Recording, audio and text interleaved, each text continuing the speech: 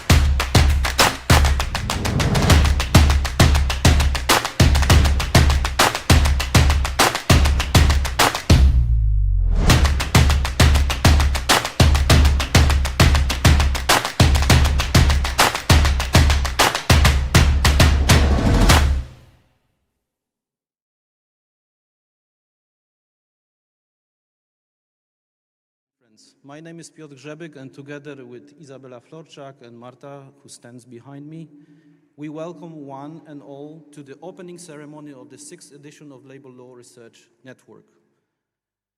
We express our gratitude to the advisory committee that agreed to organize the event in Poland in 2021, which as you all remember, eventually took the form of an online conference. With great pleasure, we host you on the spot this year. We welcome you to Warsaw, the birthplace of Maria Skłodowska-Curie, where she spent 24 years of her life before moving to France and becoming an icon of modern science. Very close from this place, still at the main campus, Frédéric Chopin was living with his family and studying music.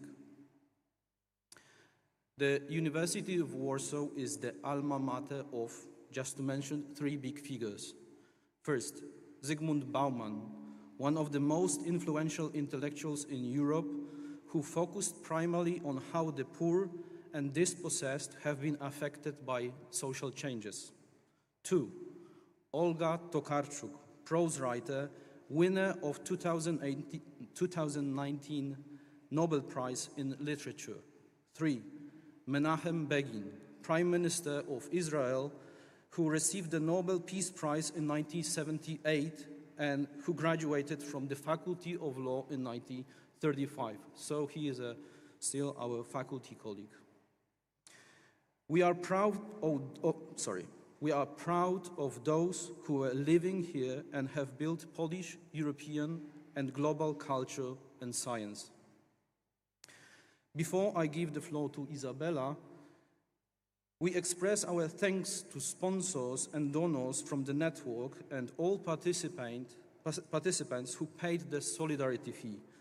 Thanks to that, we were able to waive the entry fee for 25 participants, find decent accommodation for them in Warsaw, and partly cover the other costs of the event. Izabela. So here we finally are, in this beautiful country, full of history and traces of different cultures. It is with great joy that we welcome to our university home esteemed guests from all around the world, still saddened to see the prevailing inequalities in access to present our scientific views. The LLRN 6 conference is the first LLRN conference in person to be held in Central Eastern Europe. Because of our geographical location, we must not forget that the conference is taking place in an area of the world affected by serious perturbations: war in Ukraine, blockade in Belarus. For these reasons, many of our colleagues cannot attend the conference, often for reasons of direct threat of their life and health. We should not remain indifferent to those circumstances, providing support to the victims of hostilities. The challenges we face in recent times are not conducive to freedom of research. All the more, we appreciate all the efforts made by you, dear colleagues and friends, to contribute to this edition program. So it looks like together we really managed to create a truly exciting program that shall allow us to reflect upon our accomplishments, but also to jointly explore current and future research directions, while, of course, not forgetting about renewing our friendship and extending our networks. But as you can probably imagine, to put a conference of this magnitude, it's not an easy and it's not a small task. Therefore, you can see all the people involved in the preparation of this conference in the program. At this moment, I would like to thank all members of the International Steering Committee and all members of the International Scientific Committee for providing their wisdom and their guidance, and really a great group of local organizing committee who really, in a meticulous manner, supported many of conference activities that you see in the program. And of course, last but not least, special words of appreciation and gratitude to you, Tonia Novitz, the chair of Labor Law Research Network Steering Committee, for every piece of advice and every word of support through both good and bad and more challenging times. Thank you very much. So let me...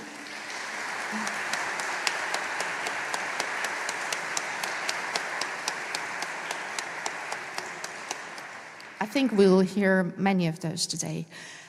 So let me close now by wishing all of you a really delightful and stimulating almost 3 days of international conference. And let me pass the floor immediately to Professor Tonia Novitz, the chair of the Labor Law Research Network Steering Committee.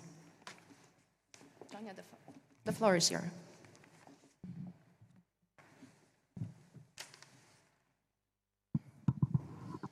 Thank you. I'll just make that a little bit shorter. Here we go. Can we start, please, with a round of applause for the conference organizers, to Isabella, Piotr, Marta.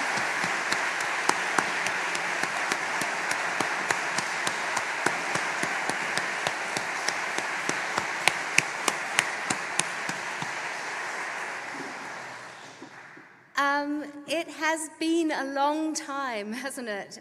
Far too long since we met face to face. And it is such a pleasure to be here to see the Labour Law Research Network in action again.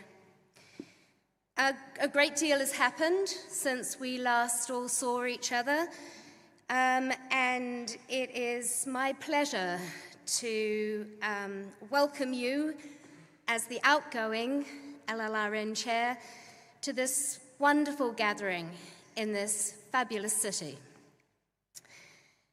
I wanted to say thank you, of course, to the local Polish organization committee, and we have Isabella, Piotr, and Marta leading that, but I know that it's a much wider group of people who have been involved, so thank you very much. Also to the International Organizing Committee and the membership of the International LLRN Steering Committee, who have provided invaluable advice along the way. But also to all of you as participants, thank you very much. You are, I suppose, what makes this event exciting and relevant and stimulating and important. So we're looking forward to hearing what you all have to say over the next few days.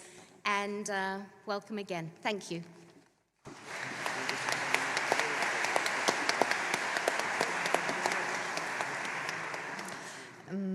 We are really lucky to have today with us Director of the University of Warsaw, Professor Alojzy Nowak. So I'll pass the floor immediately to you, Professor.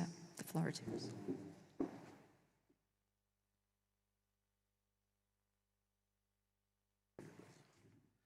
Good afternoon, ladies and gentlemen. It's my real pleasure to welcome you. I think on behalf of both universities, University of Warsaw and University of Łódź. However, I saw in the program Vice Rector of the University of Łódź, but Tomek, who is the Dean of the School of Law, is not Vice Rector of the University of Łódź. So welcome to Warsaw. Welcome to the University of Warsaw. It's a pleasure to see so many faces from all over the world. What I wanted to underline is that you are just now, at this moment, very important people. You are very important people because we have been living in a completely different world. Some time ago, probably the labor law was important, but I don't think that it was such important like today. We have been dealing with deglobalization, de-integration, on the other side with integration, with the process of integration of some kind of globalization. We have observing the increase of migration. Situation on labor market has changed completely after COVID. More and more people are not willing, or they are willing to work online. Everything, at least to some extent, must be regulated. And probably we have observing two different perspectives. One is employees and employer perspective. Also, you have been observing what has been going on here in this region, the war in Ukraine.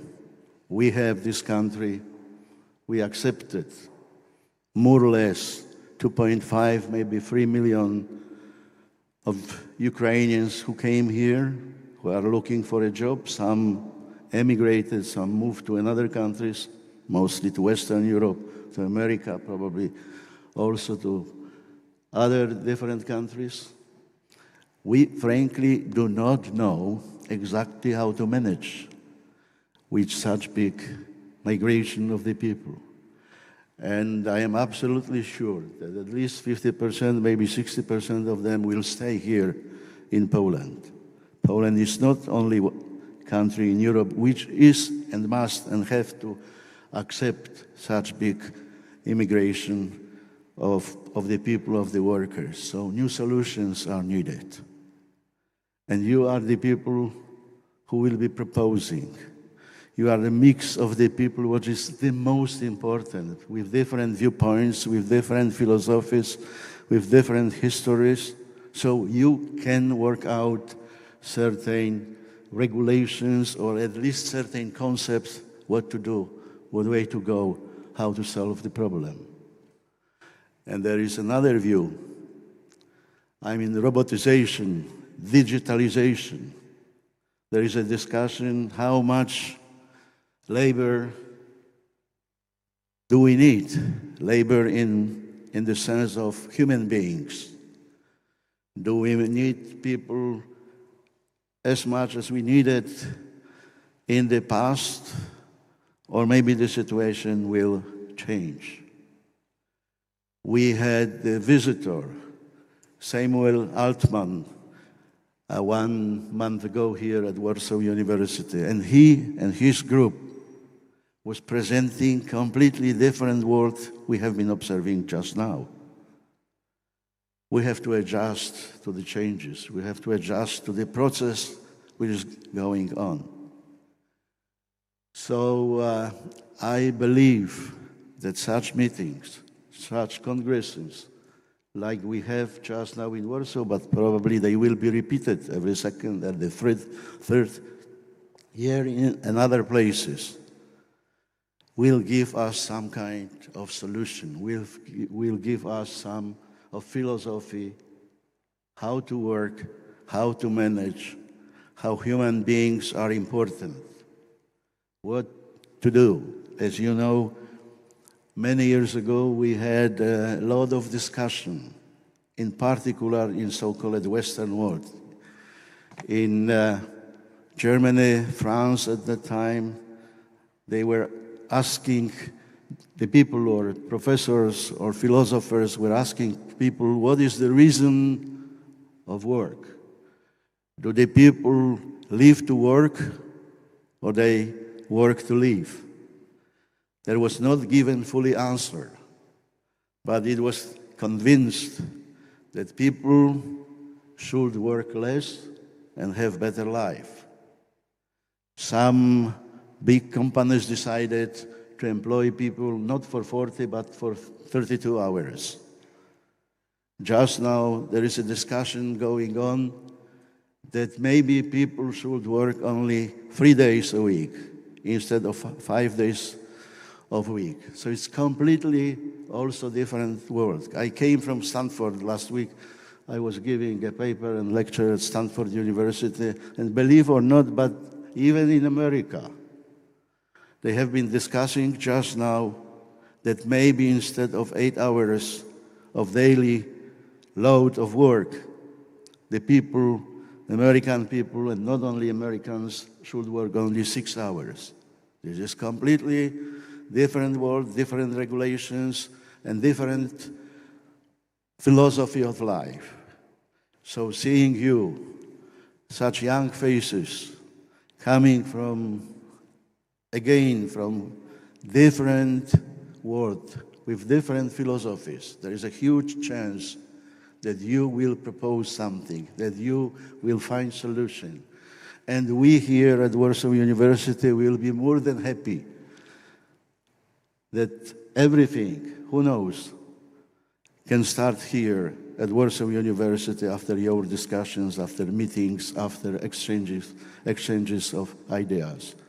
I wish you the best. Feel at home at Warsaw University. Stay with us as long as you wish. We are welcoming you. Warsaw is welcoming you. Poland is welcoming you. And please always remember that the doors of Warsaw Universities, with all of the opinions you have, is open for you and will be open for you. Thank you for coming. Thank you, organizers, for organizing such Congress. And I will wish you all the best. Take care of you. Thank you very much.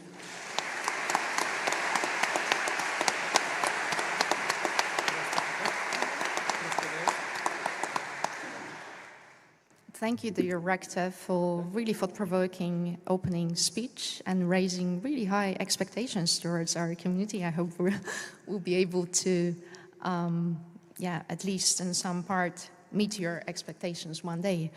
And unfortunately, we are less lucky today. We were supposed to have with us Professor Łukasz Korporowicz, who is a Vice Rector of the University of Warsaw, and unfortunately, due to some professional turbulences, he could not join us today. But we are lucky enough that we've got a last-minute email with a welcome address that's going to be read by my dear friend Isabella. Isabella, the mic is on. Dear ladies and gentlemen, it is with a great regret, due to urgent university obligations, that I had to cancel my arrival in Warsaw today to welcome you to the conference on behalf of the authorities of the University of Łódź. I'm delighted that our universities are cooperating in such a key event for the international scholars of labor law. I would like to thank the authorities of the University of Warsaw for hosting the conference. Dear guests, please remember that the University of Łódź will be pleased to welcome you directly with equal hospitality. The LLRN conference is the result of several years of work by many people. My sincere congratulations to all of you. In particular, I pay tribute to Izabela Florczak, Marta Otto, and Piotr Grzebyk who have been the fuel for the whole organizational machine. Dear guests, during the conference, you will be discussing extremely important issues for the modern world of work. In a world that is constantly changing, we must not forget that the fundamental values that should protect the working man. The labor law scholars are faced with the enormous challenge of preparing the ground for laws created in time of climate change, mass migration, the need to look for a just transition. I wish you a great experience during the LLRN 6 conference. Professor Łukasz Korporowicz, Vice Rector of the University of Łódź. Thank you very much.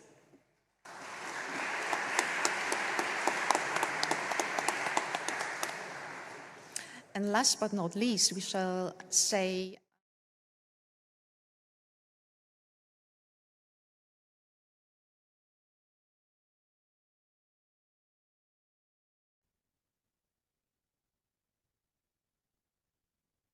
Ladies and gentlemen, my name is Gertruda Uścińska. I'm a professor at the University of Warsaw and the president of the Polish Social Security Institution.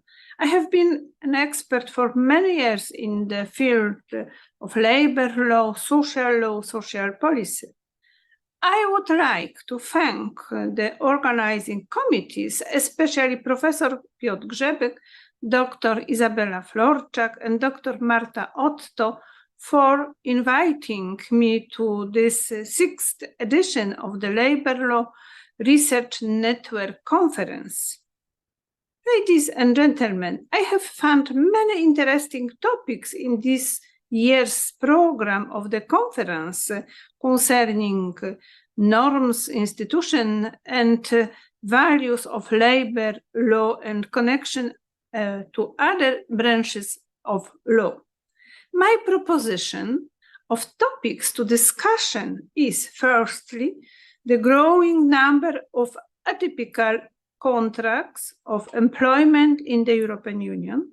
The state must provide for the stabilization of the labor market and take care of employment. The challenge for the 21st century is to provide at least a minimum level of social protection for atypical forms of employment. And secondly, the consequence of the last great crisis, the COVID-19 pandemic, the mass influx of refugees from Ukraine, and the energy and price level crisis for the labor market, labor law and social protection, free movement of workers, and social security coordination. The material scope of these measures is the legal, financial, IT, organizational, and other. We need the new study research on this area, on this scope. Ladies and gentlemen, I wish you a very interesting conference, very positive discussion, and final conclusion. Thank you for your attention.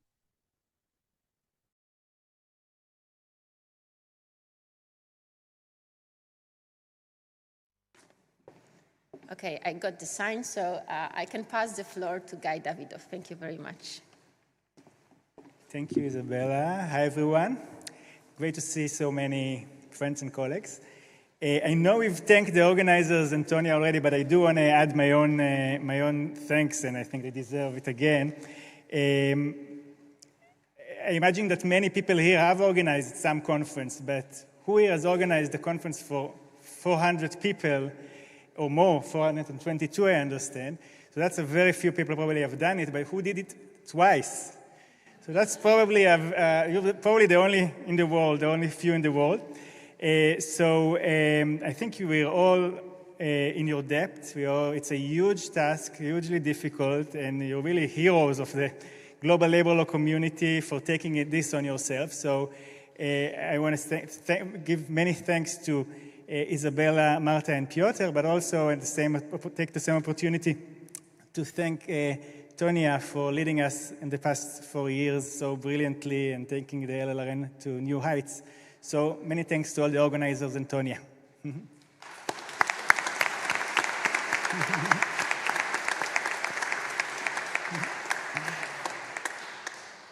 So the Labor Law Research Network recognizes exceptional and long-standing contributions with the Award for Lifetime Achievement in Labor Law. The award is named after Bob Heppel, who was one of the recipients of the award the first time it was given back in 2011 and passed away 4 years later. So every 2 years there's an ad hoc committee a nominations committee that the steering committee chooses, and the nomination committee accepts suggestions from the community, from all of you, and they did the decision that they chose the 2 recipients of the award for this year. But before we move to present the award for this year's recipients, the organizers wanted to invite the dear colleagues who received the award in the previous conference, Matt Finkin and Monica Schlachter, to receive the physical certificate of the award. 2 years ago, the very happy occasion and celebration was a little spoiled, like much of our lives in general, because the award ceremony was not held in the actual company of friends and colleagues and in a beautiful city, but rather online. So the organizer thoughtfully wanted to offer this correction. So I just will say a few short words about Matt and Monica. Matt Finkin from the University of Illinois, I'm sure you all know, most of you or all of you know him, has been the foremost expert of comparative labor law for many years, and also made numerous theoretical and doctrinal contributions in all areas of labor and employment law, with some special emphasis, I think, on privacy. I invite you to read the full presentation remarks made by Takashi Araki in honor of Matt in the previous online conference. They are available on the LLRN website. And Monica Schlachter, also known by many people here from the University of Trier in Germany, is a well-known and highly regarded scholar of German and European labor law, with some special focus in her contributions on collective labor law issues and anti-discrimination. She was also the vice president of the European Committee of Social Rights. I also invite you to read the full presentation remarks made by Miriam Kuhlman in honor of Monica on the website. Please. So the organizers will take over. Yeah, we prepared a small gift to both of you to commemorate this date. So if you could please kindly accept what we prepared, we would be more than happy. And I think it deserves a big round of applause.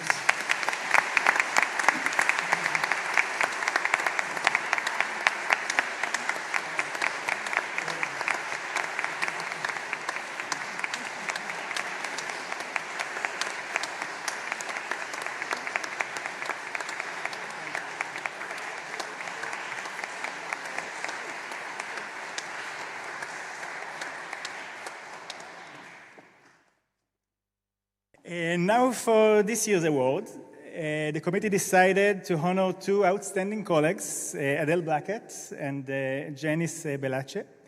I'm delighted to invite Vera Pavlou to present Adele, please.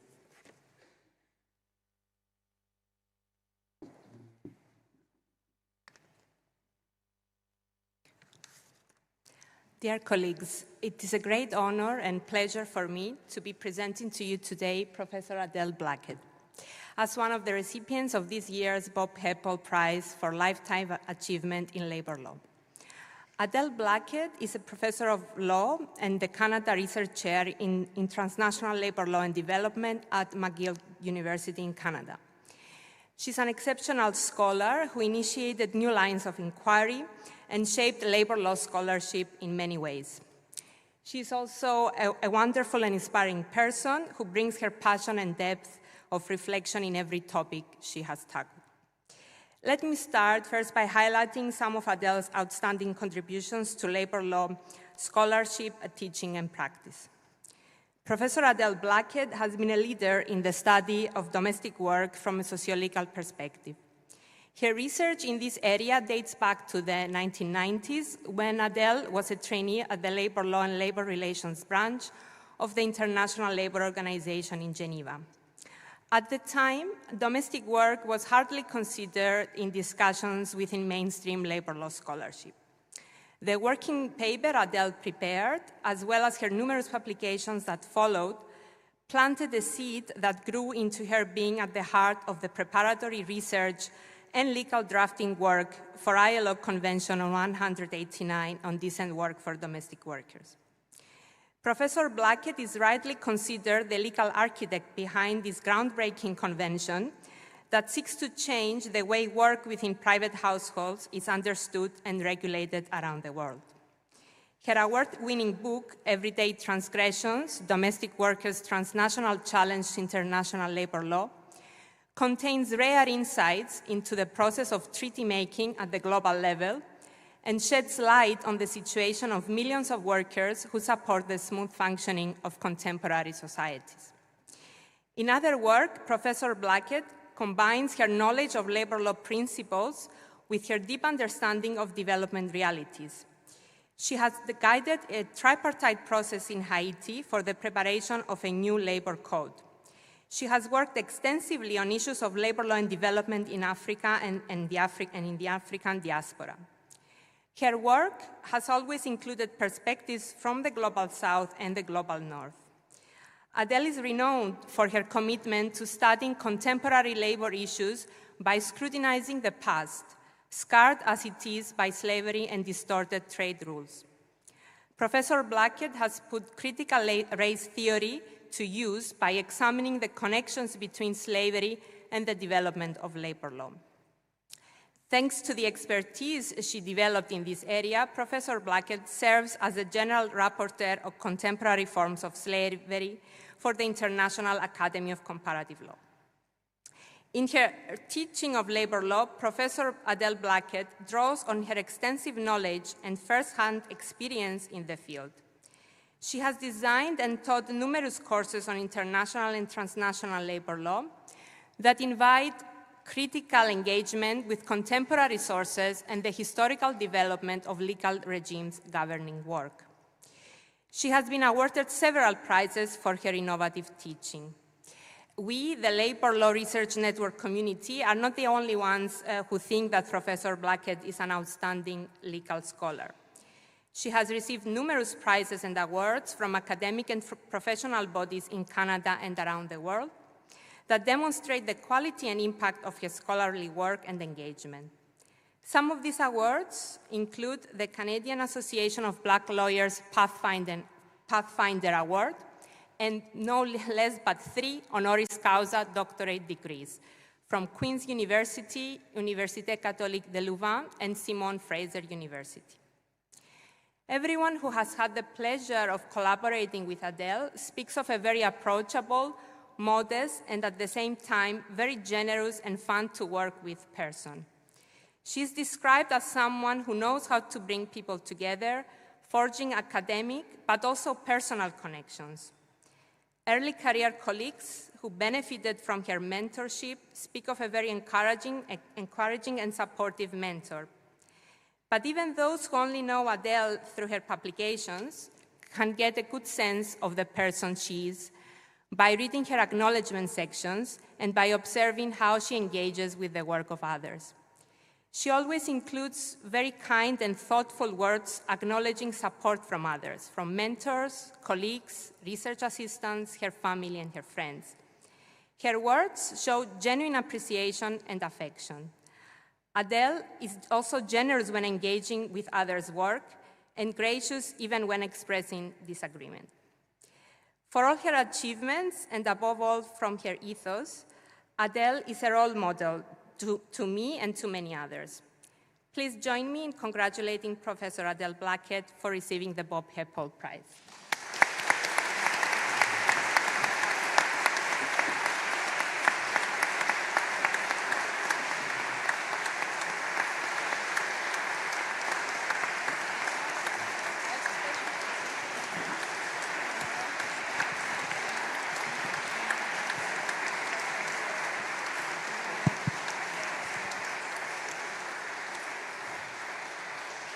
you're welcome to say a few words.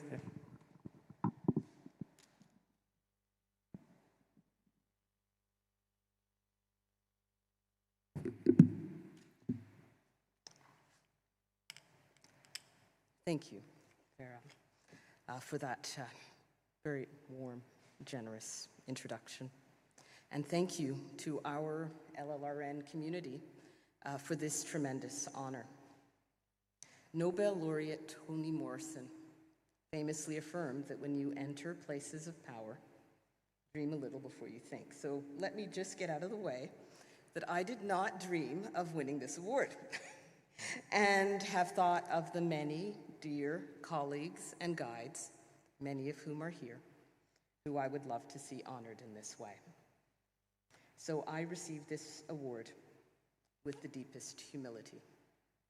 And I realize that what I need to say is how much it has meant to me when someone whose life work in the South African anti-apartheid movement, in academia, and in the ILO, someone who I've cherished so deeply, the late Sir Bob Heppel, who, as you mentioned, was the first recipient, and also later the award was named in his honor. When he wrote to me following a visit to McGill in 2009 and said that he had faith in my purpose. Faith in my purpose, the intellectual generosity of giants like Sir Bob Heppel and the community that has been created through the LLRN has enabled those like me who understand ourselves to be insider outsiders to dream a little, and in the process to devote life work to holding open and then widening spaces like these for others. To dream and then to co-construct a vision of labor law that rethinks the presence of the past and inscribes it into the future of labor law. Members of this community, like members of the Montreal-based CRIMT, Centre Interuniversitaire sur la Mondialisation et du Travail, and members who participated in the Labor Law and Development Research Laboratory that emerged in relation to CRIMT at McGill, and like the many inspiring colleagues from the ILO who have so shaped my intellectual trajectory since those first days, have been pivotal to making space for alternative starting points in the narrative of labor law. So some of you might wonder what I mean in this moment and in this place, given the richness of the offerings in the very compelling program put together for our 2.5 days together by the organizing committees. And that is a good thing. I have to remind myself that 30 years ago, when I was starting and applied for my first position in Canadian labor law, I was asked whether I thought there really was a relationship between my then activism on migrant workers' rights and labor law. It was a genuine, open question from an advocate who was deeply committed to substantive equality, and it was the kind of inquiry that at once revealed, of course, a disciplinary gulf, but also challenged me every time a door was held open for me to assume some responsibility for reimagining the spaces. So, dear LLRN community, we've increasingly made space for scholarship that takes the presence of the past seriously, that involves looking beyond a narrative that starts with a narrow vision of industrial revolution to look more closely at slavery's foundational role, that takes the global South and colonialism seriously, that integrates theorizations on racial capitalism and decolonization with a view to imagining labor law for development. We have increasingly refused to dichotomize social reproduction. We've insisted and said on engaging, notably with domestic workers' challenge to the divide between the labor market and reproductive labor, and rendered visible those who do the work of care and the conditions under which they do it, and thought about how to transform those conditions and in the process transform labor law. We have thought about some of the most challenging boundaries in trade regulation, including in migration, movement of persons across borders for many reasons, and engage with fundamental distributive issues that center the legitimacy of workers to see social justice as central to any aspiration to world peace, and theorizing an increasingly transnational vision of our field. In this moment and in these spaces, I sense, and I know I am hardly alone, I sense both possibility and, frankly, deep retrenchment in the face of rising exclusion, inequality, and even hate. And the spaces of possibility that we thought we were seeing anew, that presented us with the opportunity, some said, to build back better through the pandemic and through the moment of reckoning with the depth of global anti-Black racism, may seem increasingly to be constricting.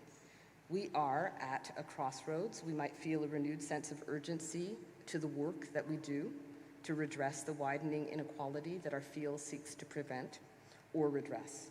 But some of this work, and I've felt that in particular in the work trying to shift the frameworks on anti-Black racism, can be so deeply challenging that it leads us to retreat, to yearn for a safe tradition to close doors. So may I take this space and this time that the award affords to urge us in our own LLRN community to continue to dream a little, to catch a vision of those people, not just topics, those people, including emerging and future labor law scholars in our field who are not yet well represented in our LLRN community, and a result whose vision is not sufficiently shaping the future possibilities for our evolving field from the inside. I urge us to dream about how in this community space we can move forward with solidarity. So yes, I will conclude with solidarity, for I'm inclined to see this prize and the timely work that will be presented here on inscribing solidarity, which captures this spirit, as an LLRN act of solidarity, not unlike the profound act of solidarity of Polish workers, soldiers in revolutionary Saint-Domingue in the late 18th and early 19th centuries, who looked around themselves and realized their shared interest as workers, their shared understanding of equality and fraternity was not with Napoleon's troops, but rather with the Haitian people fighting for their emancipation, and they stayed. There's to this day a community of Polish descendants in Haiti. And yes, the world has long been more plural and more indeterminate than we sometimes allow ourselves to remember. Of course, I am dreaming a little, and that's okay. I hope this award continues to reflect faith in our shared purpose to work steadfastly towards building an emancipatory vision of labor law that equitably and transformatively includes us all. Thank you again for this honor.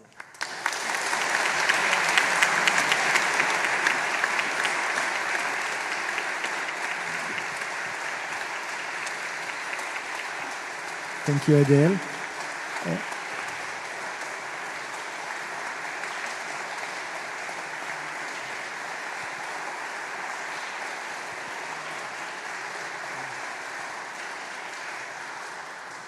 I'm now delighted to invite Beryl Terhar to present Janice Belache.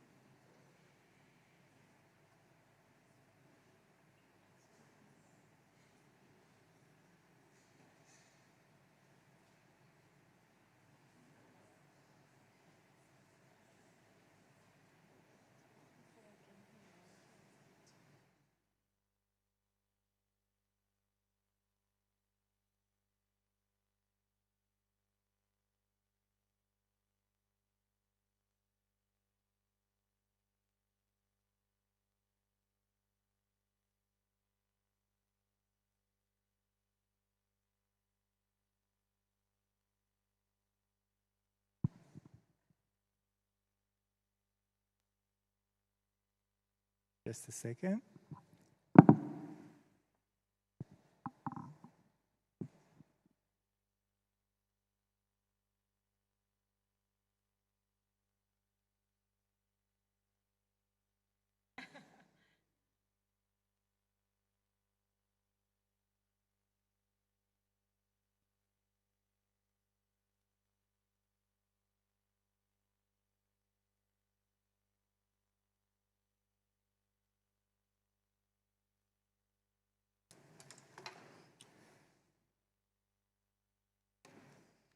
So we're frequently told that computers will soon replace us, or not so soon, apparently.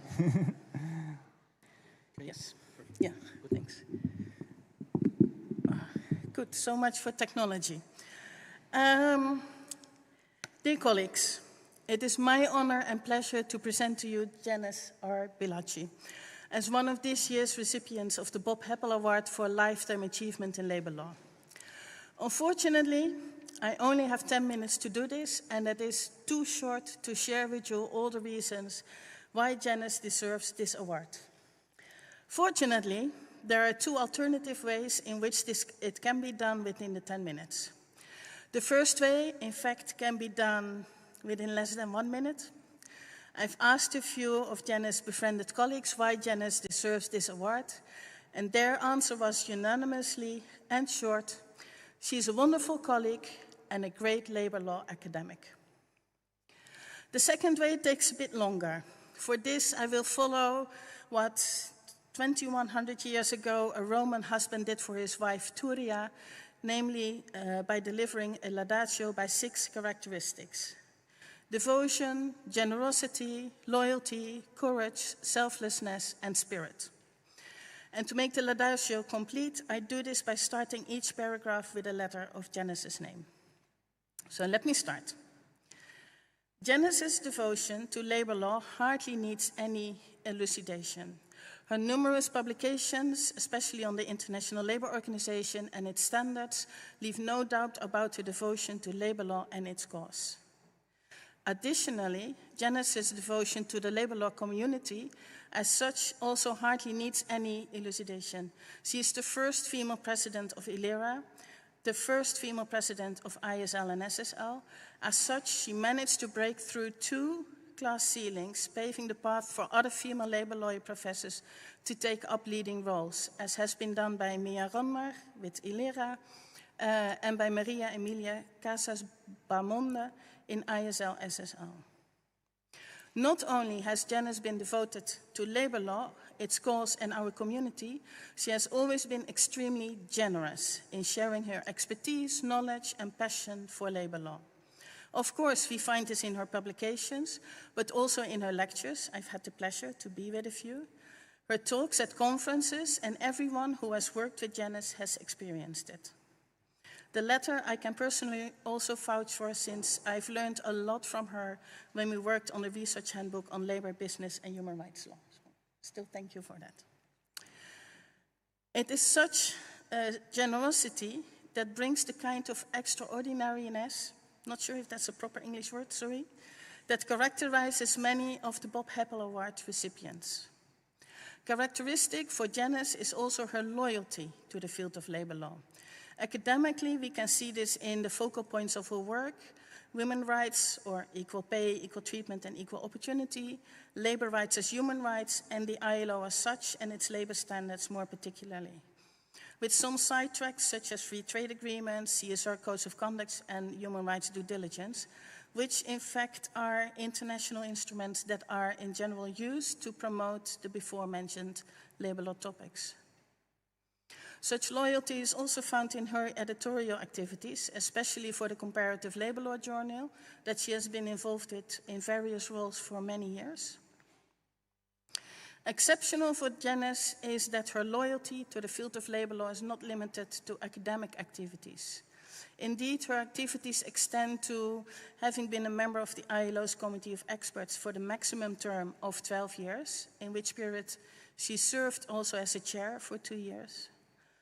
Having assisted Ukraine in the early 1990s to rewrite its labor laws, and currently as serving as judge and vice president of the World Bank Administrative Tribunal. So these are just a few examples. Remarkable is Janice's courage. I've already mentioned that Janice managed to break some glass ceilings, which takes courage, although I doubt whether Janice would think so herself. I think you take it more as a matter of caring and then doing. Besides breaking ceilings, Janice's courage is also found in her publications, since she often takes on topics that are not the easiest to deal with. For example, when in 2012 the ILO's Committee on the Freedom of Association got deadlocked because the employers' representatives no longer accepted the interpretation of the right to strike as an inherent element of the freedom of association and the right to collective bargaining, Janice set out to find proof that it is, and that it also always has been, the ILO's understanding and approach.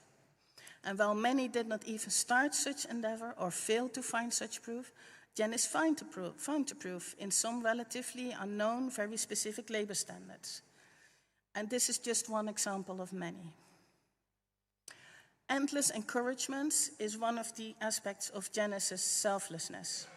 Encouragement of, for example, ALICE, the European Labour Law Young Scholars, which is the European subsection of ISL and SSL Young Scholars, to further develop their activities within ISL and SSL, to give more space for young scholars within ISL and SSL, but also her deliberate choice to continuously work with young scholars, like what she did with me for the edited book, to support them and to help them develop and grow.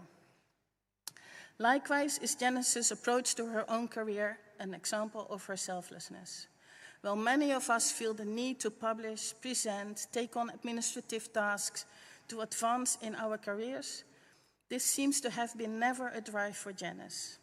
I found an interview with Janice in Wharton magazine of fall 1995. And what stands out in this interview is that Janice's drive for the academic lies in what is needed for the students. She was pleading for transparency in academic schedules, learning a second language, getting international experience, everything oriented to the students.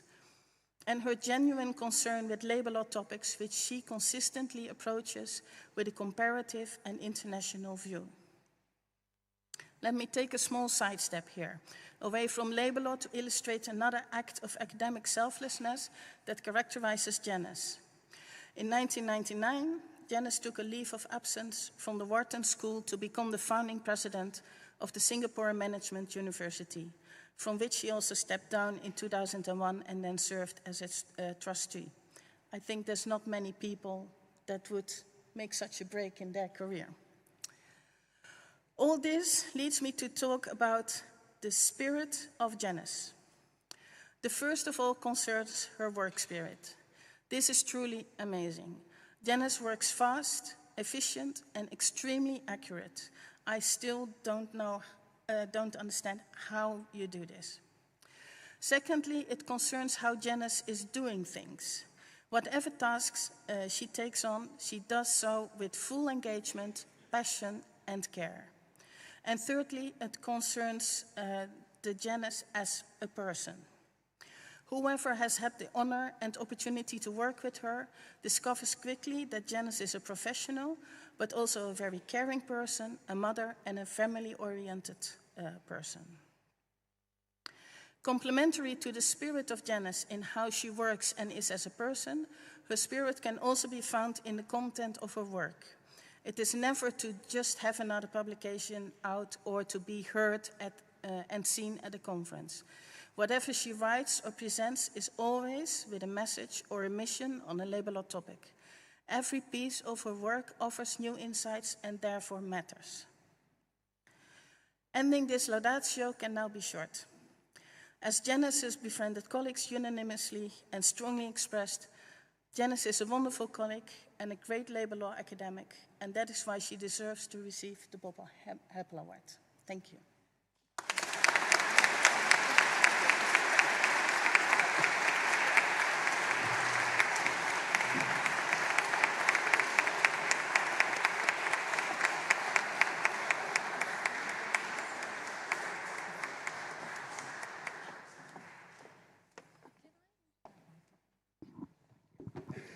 I'm very short, so, I don't want to stand behind the podium. And also, unlike the others, I have not prepared something in writing because Manfred Weiss many times has essentially told me that you should have an organized enough mind to be able to speak. So I'm going to try to take his advice. If I ramble, it's my fault. It's very difficult at a moment like this to say, well, what should I say? You don't want to hear my life history. This is not the American Academy Awards where you get up and thank 50 people and bore everyone else. So I was also thinking about Bob Heppel, who I met when I was a graduate student in London. And at the time, one of the things that struck me was Bob was an unusual person in that he was very well known in collective labor law, but he also did equality law. And at the time, that was quite unusual for someone to do both. Now I know that, and I don't think, this will make you laugh, those who know British accents. I didn't realize he was South African at first. Now I know that he, of course, had experienced the most appalling lack of social justice in his country when he was young and saw the most egregious affronts to human dignity. And I'm sure that was a motivating force for him in his professional life. And so covering collective labor relations plus equality made sense to him. And that should inspire us all. Beryl meant, and thank you for that very generous introduction, and I wish my mother was here still to hear it. Beryl and I worked together on a book, and we had many discussions of how we should approach it. So the title was Labor, Business, and Human Rights Law. And for an American, this is an unusual way to look at it, as Matt would know, because he wrote a chapter. I had to almost twist his arm to get him to write, because he said, we don't have that in the United States. We don't consider this in labor law. And I must admit that in my entire life in the United States with labor law, I don't think I've ever heard human rights used in a regular conference. And we don't consider it fundamental either. Manfred would have said, but they're fundamental rights. And I might say, well, they might be fundamental in Germany, but they're not fundamental in the United States. So to really consider this topic, we have many discussions how to do it. We all know that in the Universal Declaration of Human Rights, it says that human dignity is inviolate. That this is the overarching principle. And for some reason, in some countries, they somehow think that human rights might apply in the political or public sphere, but not at work. Somehow that's different. And I look at it and say, as the Universal Declaration says, that human dignity applies to every individual, and it's 24/7, all the time. So what does it mean at work? Which is, I think, how we approached the book. But in my professional career, I can't say I thought that from day one. Like most of you, you study law, and in your own country, you study the rules that will enable you to be a practicing lawyer, and you're taught the system. And in particularly in the United States, it's a statutory basis, so that's what you're learning. I was an unusual law student that I had been on strike twice already before I went to law school, so I had a specific interest in this, very unusual. And I also had a magnificent first teacher, Bob Gorman, that Matt, I think, co-authored with at some point, who, besides being an excellent teacher, in a way conveyed that union representation, freedom of association expressed through union representation, enabled workers, in a sense, to have human dignity, that there was fairness, that they could bargain to get fairness, for instance, dismissal only for just cause. He very much did that. By the way, most people wouldn't realize, but he was on the World Bank Administrative Tribunal from the very beginning, and some of the way they set the concept of fairness is quite interesting. And then after that, I went to London, and I had Bill Wedderburn, Professor Lord Wedderburn. And he, because of the period of time, was very interested in how other European countries in their labor laws achieved certain rights for workers that perhaps in Britain was quite difficult at the time in their framework. But he often quoted Otto von Freund, who had retired just a few years before. And two things always stuck with me, so I'll mention those. The first was that von Freund wrote that economics is the primary force in labor relations. Law is secondary. Now you might say, well, that's obvious. It's not to everyone, but more importantly, most people that I know in labor law do not think about what the owner or the shareholders or whatever, or the employer, what motivates them and what they'll be likely to do. Because what does capital do? Capital usually tries to make a profit. What does that mean exactly at any point in time? So I say that because von Freund pointed out that the purpose of labor law is to restrain or regulate. He said the power of management, but management's the agent of the owner. So if you're thinking about what capital will do, you have to understand what it'll do in the future if you are going to be halfway successful in regulating that force to assist workers. And often we don't think about it, and in the Labor Law Research Network, which, look at where this guy started it, is that researchers should be looking towards the future and pushing the bounds of not only our knowledge, but our creativity in thinking what to do. So I very much mention those two insights. By the way, the other one is the famous article of von Freund's on the uses and misuses of comparative law. And if you haven't read it, read it. And if you've read it, keep reading it, because it is an astounding piece with much insight that should be remembered.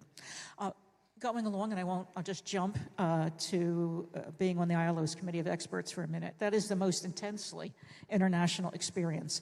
Up until that point, I think, like many people from my country, you studied North America, Western Europe, Japan, and you didn't think about the entire world. So when you're at the ILO, you're thinking about the entire world, which is quite interesting. And then you think about these overarching principles and how they get applied in different countries, or should be applied. So when I was there, the ILO, the International Labor Conference, adopted the famous 1998 Fundamental Declaration on Fundamental Principles and Rights at Work. And I think that title's perfect. Now, I know they argued about it for about 7 years, about what the title should be, because they did not want to use human rights, that's for sure. But they had it in the right order. What are the fundamental principles? And then what does that mean for rights at work? So without going on further, I will simply say that I think since about then, what's motivated me in much of what I write is looking at those fundamental principles, and particularly freedom of association, and saying, what does it mean at the workplace? And for all working people, not just those that are covered by national legislation. Because human dignity means that a working person is respected at work and in the labor force. And it also means a degree of autonomy. And that's where freedom of association comes in. The ILO calls it an enabling right, but and it is. It might also be thought of that someone who has dignity and a place in society has the right to take action, to express what they want, and to join with others to try to achieve that, so that the dignity is something that they receive, but that autonomy allows them to act. So going forward, and I know there are many papers at this conference, and especially for the younger researchers, I look at it and I say, we're going into a very interesting age right now. You know, I once gave this paper and said, if you think about capital, pre-industrial revolution, it usually meant owning land and the workers, most workers worked on the land. And then the Industrial Revolution occurs, and we become a factory-driven society, and labor law usually starts then.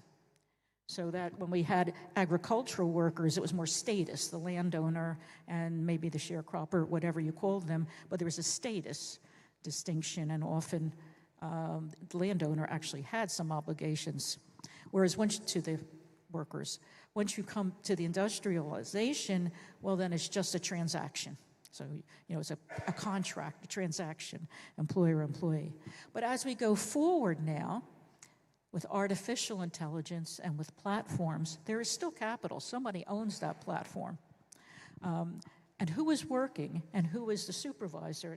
Many of you were discussing that. So I think the creativity you will need to consider how to regulate and restrain the power of capital is really very important if human dignity is to be respected and workers are to have some autonomy. Thank you very much, and I'm deeply honored to have this award.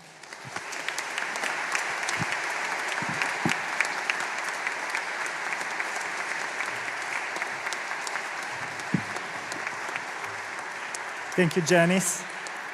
I thought together with the organizers that before concluding this part, it will be appropriate to take a couple more minutes in the ceremony to honor colleagues who have sadly passed away over the last 2 years since the previous LLRN conference. So I wanted to mention the people that I know of. Maybe if I'm missing someone, I apologize in advance.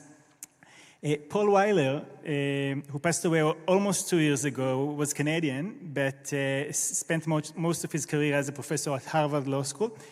I imagine that many here are familiar with his influential book, Governing the Workplace, from 1990. James Adelson, who taught at the University of Buffalo for more than 4 decades, passed away in October. He was well known for his 1983 book, Values and Assumptions in American Labor Law, which is considered a major contribution in critical labor studies. Umberto Romagnoli, from the University of Bologna, passed away last December. A prominent Italian scholar, is known, among other things, for his commentary on the Workers' Statute of 1970 in Italy.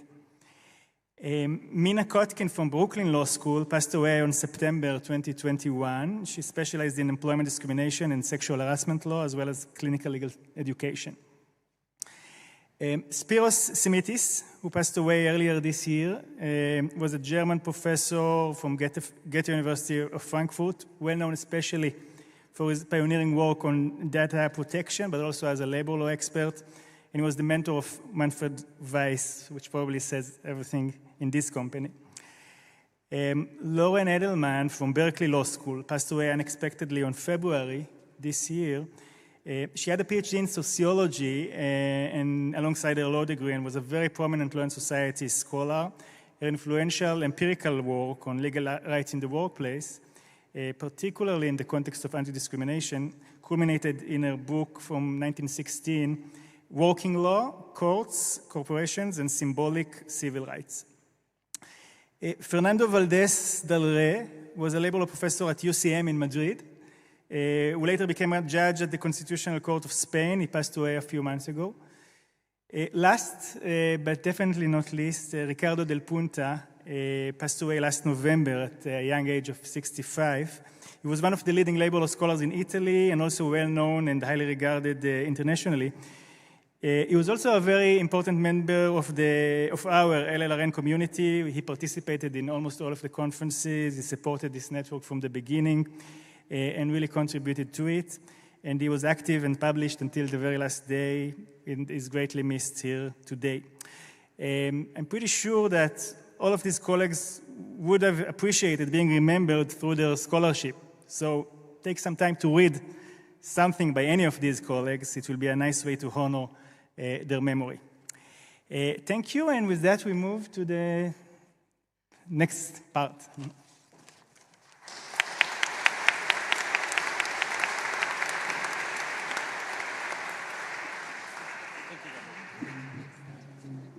Okay, so we can move smoothly to the part number 2. So let me invite the chair of the panel, Tonia Nowitz, and for our speakers.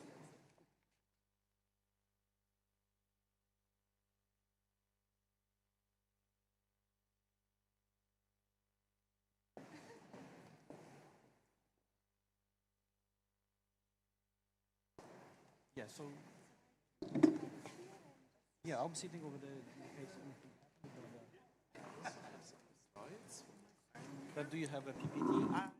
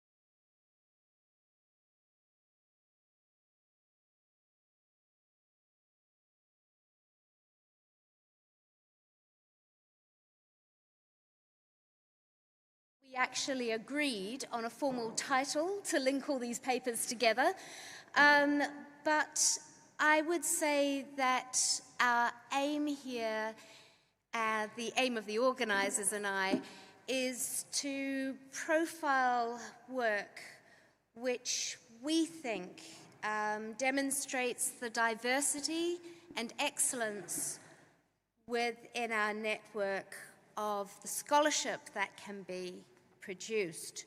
So these scholars, we think, exemplify the courage to which we aspire to interrogate particular issues, and we can also perhaps think of them, if we're going to think of a title, as setting up future frontiers for labor law in terms of challenging oppression, presenting new perspectives on technological and other developments, identifying paths to resistance, but also enhancing labor law scholarship itself and thinking about methodologies. So each speaker has a very limited period of time in which to demonstrate all these qualities. They only have 15 minutes. Our first speaker is Ailem Yun, and I just want to take a moment to introduce her, if she'll allow me. So Ailem is the director of the Korean Institute of Workers' Rights. She has been an important advocate for collective labor rights under some considerable threat in Korea. She is someone who has acted as a senior researcher at the Seoul National University School of Law. She's been an advisory committee member of the National Human Rights Commission of Korea. She is also, we're very happy to say, a steering committee member of the Labor Law Research Network. Her recent publications include Reconstructing Labor Law Actors Beyond Employment and Trade Unions and Transformation. She is going to be speaking, and I think that brings these themes together, about collective bargaining as a right for all workers. Thank you, Ailem.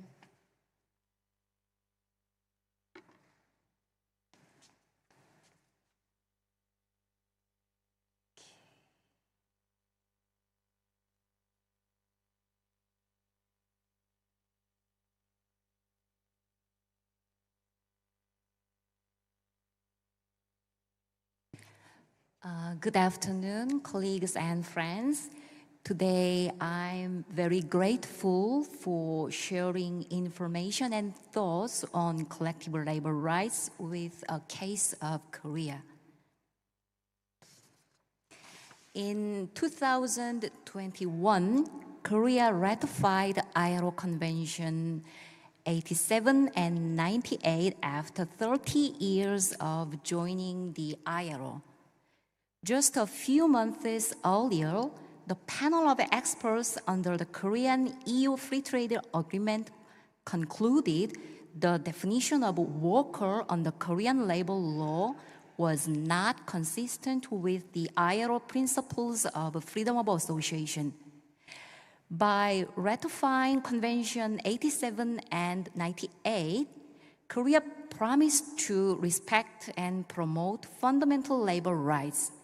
But after ratifications, workers' situation is not bettered, rather even worse.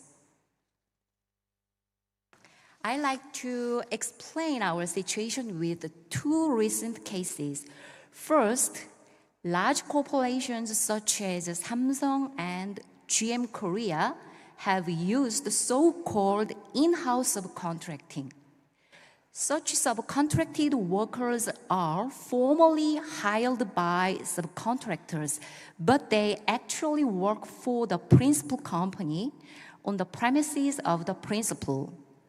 Last year, subcontracted workers in shipbuilding company went on strike, demanding collective bargaining with the principal. The principal had pressured wage cuts of subcontracted workers for many years. Subcontracted workers' union had demanded collective bargaining with the principal, but the principal refused and brutally cracked down on union members.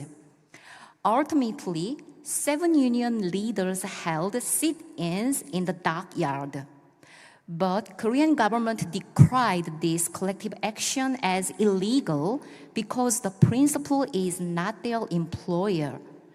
Under the government threat of police intervention, subcontracted workers had to cease their collective action. After the strike, the principal filed an enormous amount of damage suits against the workers without negotiating with the union. Second case is related to the collective labor rights of the self-employed workers. In Korea, over 90% of truck drivers are so-called independent contractors. No freight transport companies hire employee drivers, but instead use such own-account workers. Since the early 2000s, own-account truckers have joined trade unions and fought for better working conditions. In particular, the union has sought to hold the economically powerful companies at the top of the supply chain accountable for better and safe working conditions. It has demanded the minimum standards of rates for all drivers. As the result, the union achieved new legislation on safe rates in 2017. Although the law as a pilot project was set to terminate at the end of last year. Last year, the union had staged collective action demanding an extension of the safe rates legislation, but the government again decried their strike as illegal and issued the back-to-work order. Government argued that owner truckers are not entitled to the right to collective bargaining and strike as they are not employees but self-employed. Also, government argued their demand for the safe rates legislation may not be the subjects covered by collective bargaining, and their collective action amounted to concerted activity which broke competition law. Now, I like to draw your attention towards employers groups' challenges at the ILO. In a decade, employers group argued ILO Convention 87 itself did not cover the right to strike. Since 2021, employers group added a new challenge to the effective recognition of the right to collective bargaining. They has argued Article 4 of Convention 98 merely refers to employers and workers with regard to collective bargaining. Consequently, self-employed workers cannot collectively bargain, and an entity for which self-employed workers or workers on the multi-party work relationship work should not be deemed as their employer. Last year, in the experts meeting on the platform economy, employers group again argued that digital labor platform should not be deemed as an employer because they mostly do not have an employment relationship with platform workers. Nowadays, we see the effective recognition of right to collective bargaining is far off without identifying the counterparty. Even if self-employed workers may enjoy freedom of association, their right to collective bargaining cannot be realized insofar as employing entities refuse to negotiate with them.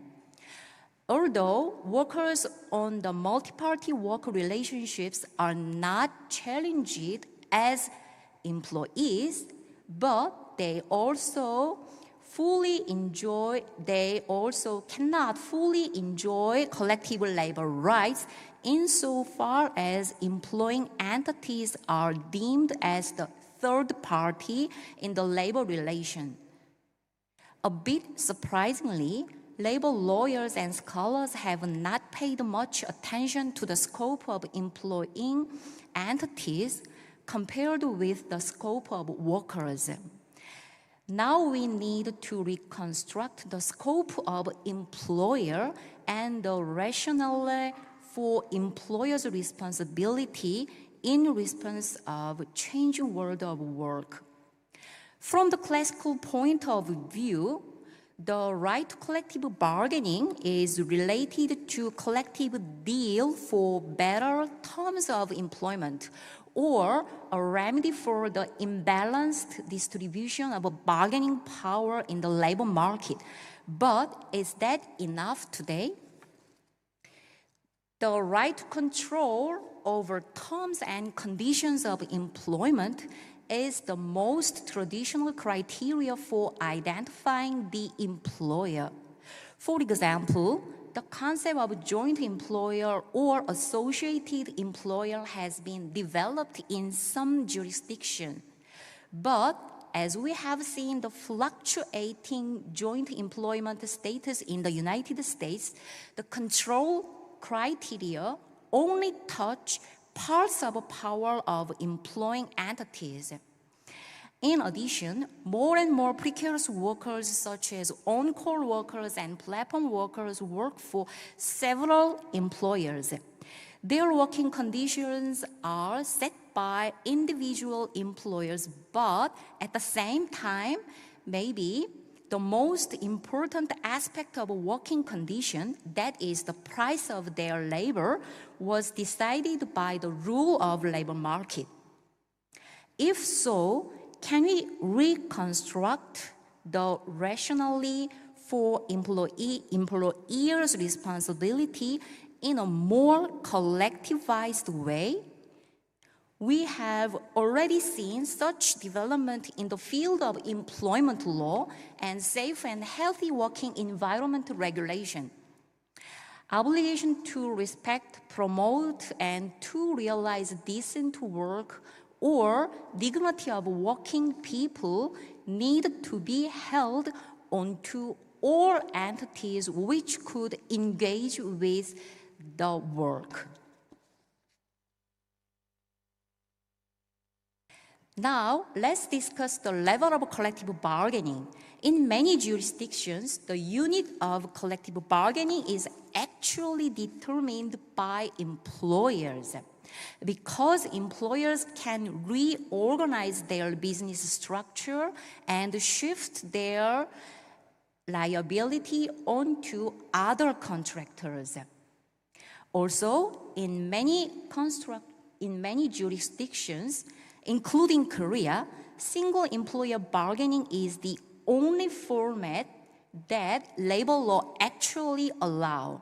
Collective action vis-a-vis employing entities other than the party to employment contract is not protected or even sanctioned.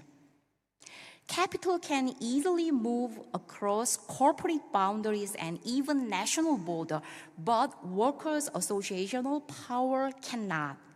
In some jurisdictions, sectoral bargaining is evolving as an alternative, but we must ask questions first. Let's take an example of so-called platform economy. Is the platform economy a particular sector? Subcontractors belonging to the same sector as the principal? Furthermore, as we have seen in the carving out collective agreements or legislations which Uber and some trade union concluded in many jurisdictions, who truly represents interests of workers in that sector? Consequently, these questions are connected to the question, what is the objective of collective bargaining? First, we need to see collective bargaining as the process which goes further beyond concluding collective agreement. Subjects for collective bargaining should not be limited to contents of collective contracts. In order to achieve decent work can be achieved through various actors' engagement in various ways of governance. Let's take an example of the recent EU guidelines on collective agreement for solo self-employed persons. EU guidelines set a limitation over the contents of collective agreement.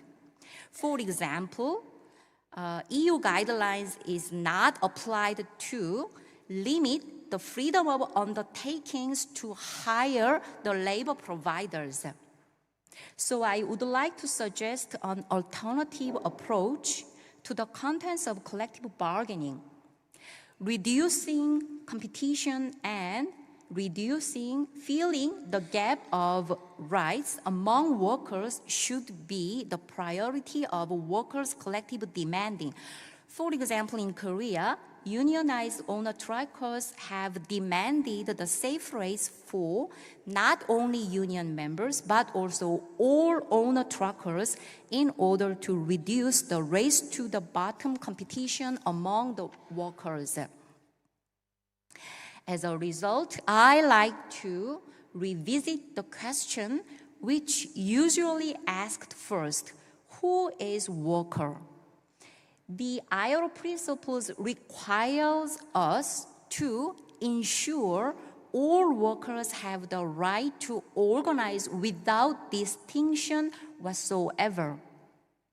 Historically, the answer to the question of who workers are has been given through the struggle of workers with regard to building common identity across gender, ethnicity, and employment status.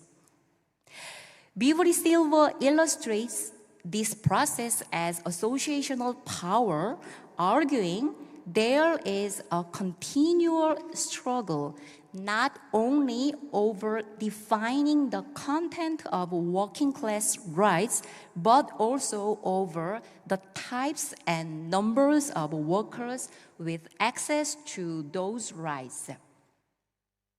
In this respect, demands to reduce competition among workers should be the priorities in terms of labor relations as well as union strategy and collective bargaining. So this is my concluding the thoughts. have we really constructed collective labor rights outside of the contract of employment theory? As the Philadelphia Declaration said, labor is not a commodity. I like to add one thing. Labor is not a commodity, not only individually, but also collectively. So establishing employers' collective accountability beyond an employment relationship and across corporate boundaries is critical to reconstruct the rationale for the collective bargaining in today's the world of work. Thank you for your attention.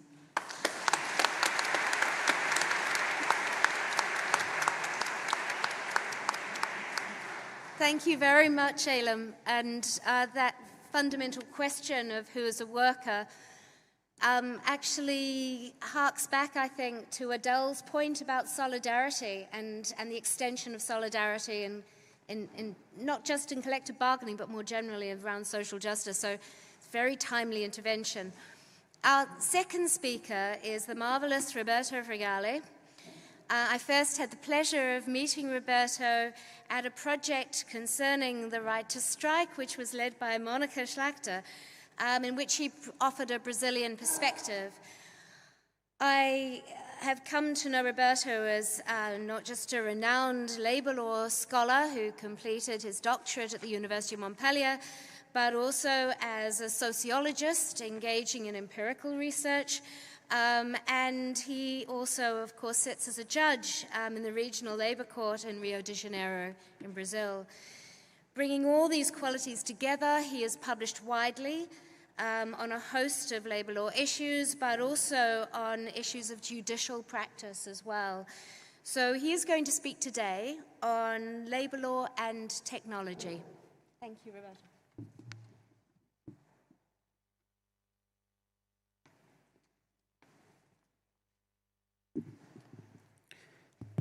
Good afternoon. Thank you, Tanya, for this presentation. My first words are to thank the organizers, especially Isabella, Piotr, and Marta, who have worked so hard to reunite us again after the corona pandemic imposed on us a virtual gathering 2 years ago. The pandemic was very hard on all of us, and pushing further, the remembering exercise Guy Davidov just did, I ask you to share a thought for all of those who have left us during these years. Still, I don't want to think of the pandemic as an intermission, but as a continuum for our network. Thus, it is in this perspective that I propose to revisit LLRN 4 opening ceremony.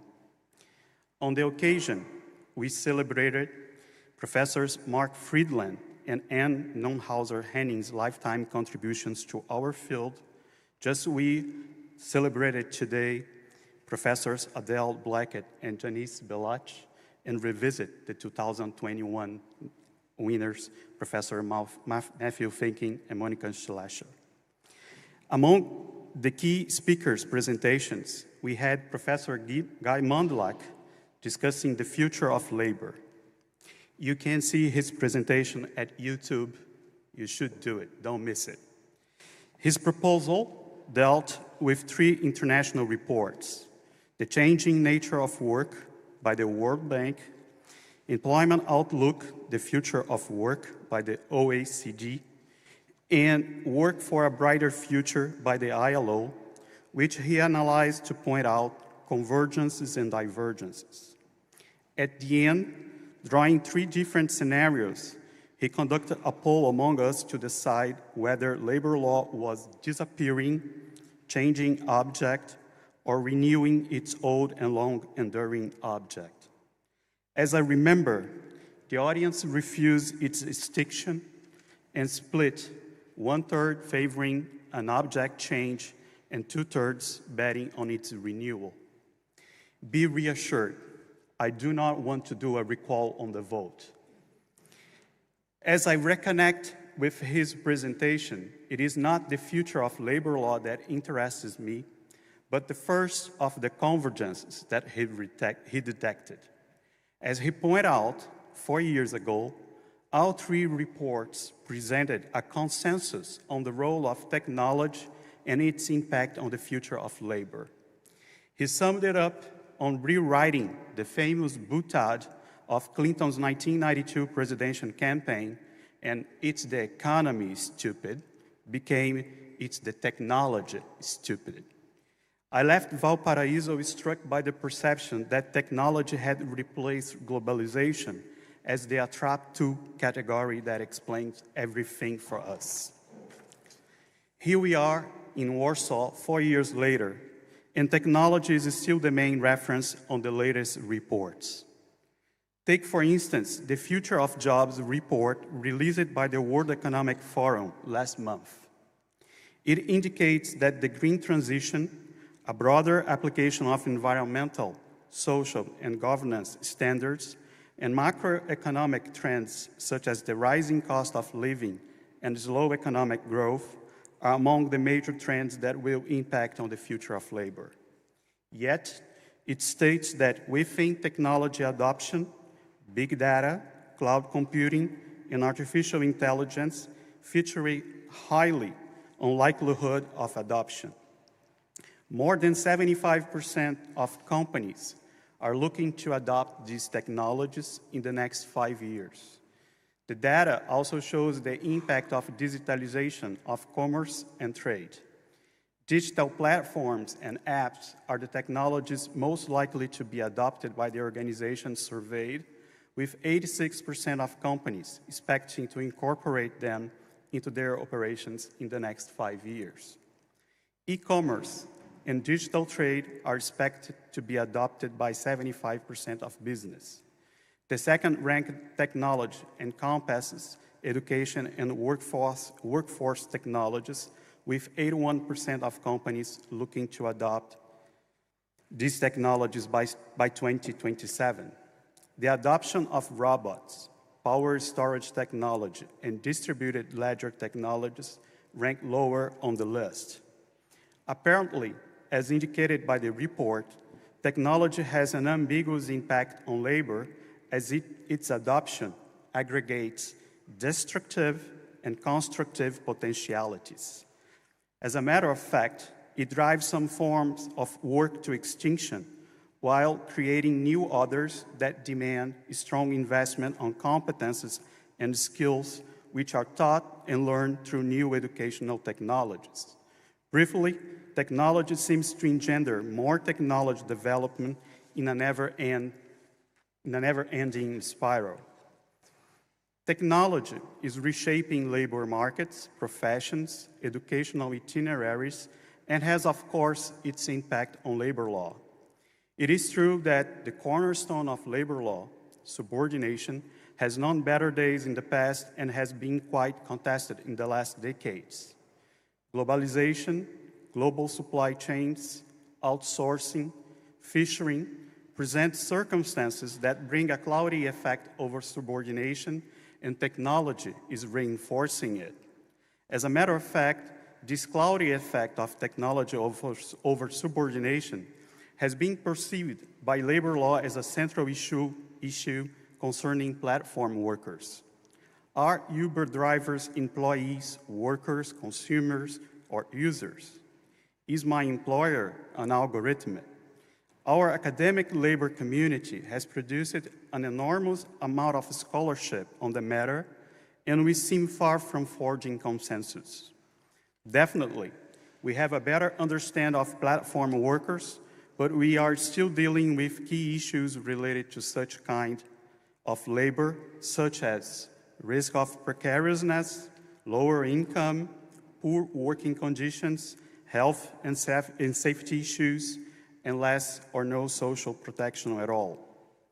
Accordingly, our program for the next 2 days has 2 book presentations, 1 roundtable, 1 panel section, and 17 papers dedicated to platform workers.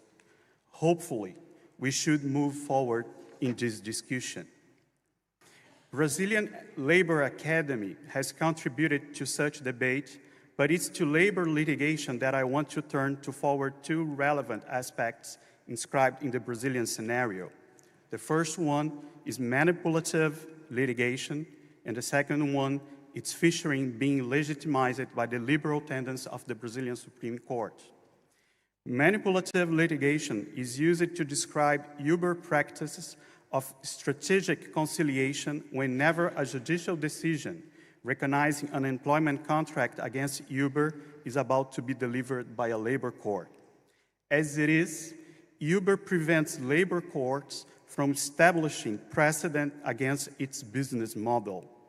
Yet, this manipulative litigation may no longer be necessary, as the Brazilian Supreme Court has been adopting an extremely liberal perspective on labor issues and has recently decided that no limitations should be imposed on outsourcing practice, as all legal forms of labor should be accepted.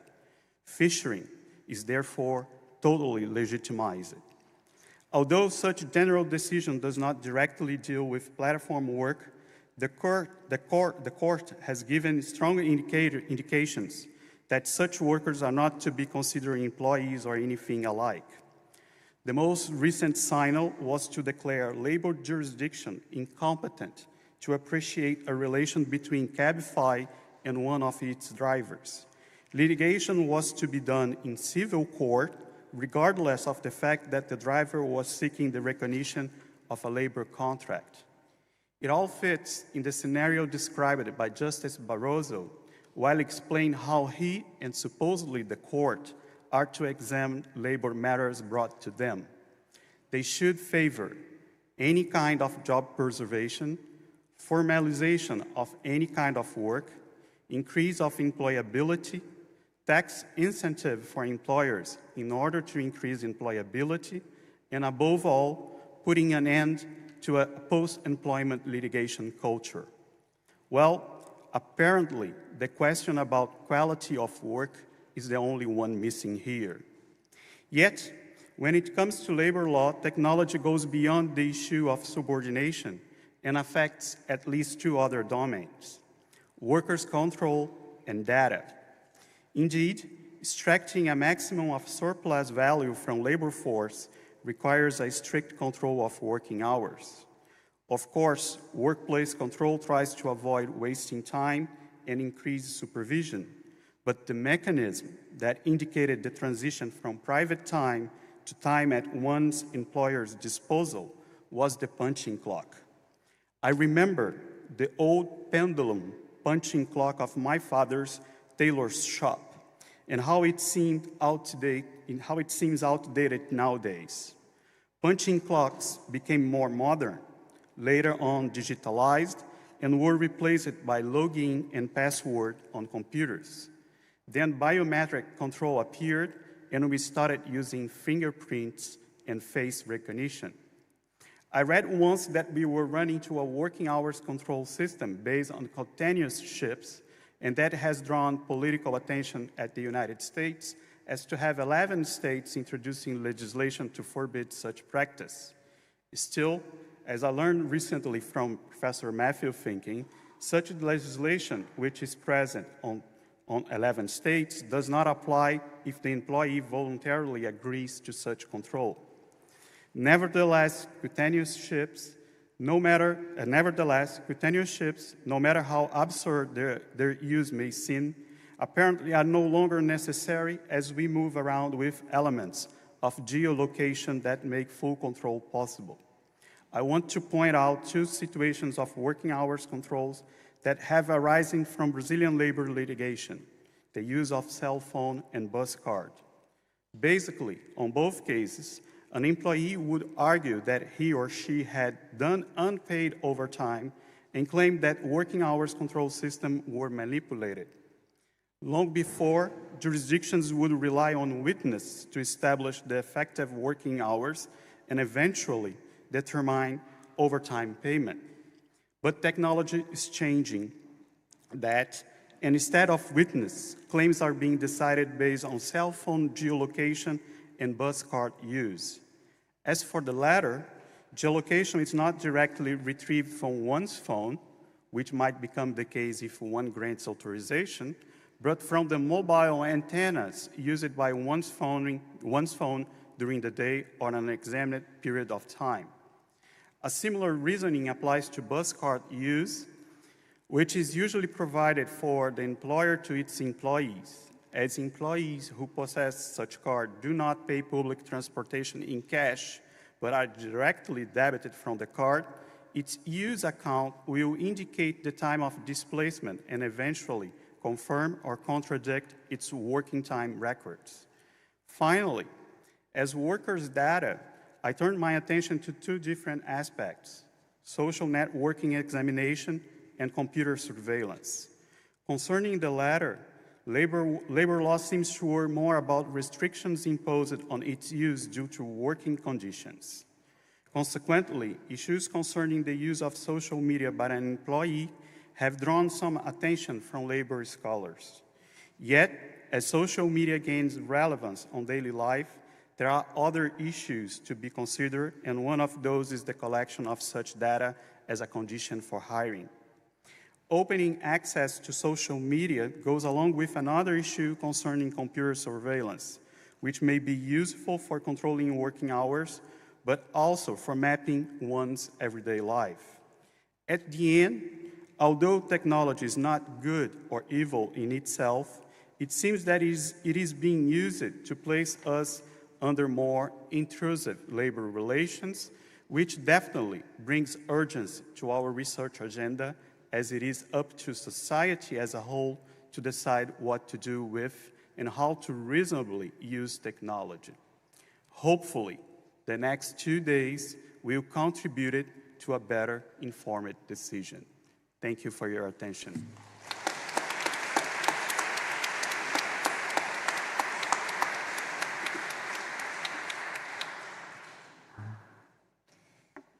Thank you. I think our next speaker is going to start to address those issues of imbalance of power that you have highlighted so forcefully. So our third speaker, Ruth Dukes, from the University of Glasgow, does not need much introduction, I'm afraid. She is the author, of course, of the highly influential book, The Labour Constitution, and most recently co-author with Wolfgang Streeck of Democracy at Work. Now, that book was one of a number of academic outputs from her project, 5-year research project, Work on Demand, which was funded by the European Research Council. And through that project, Ruth has not just generated some really transformative scholarship in the field of law and sociology, but also she has really nurtured the academic careers and research of a group of younger scholars who are also producing some wonderful work. So thank you, Ruth. It's a real pleasure to welcome you to speak on No Strikes, No Democracy.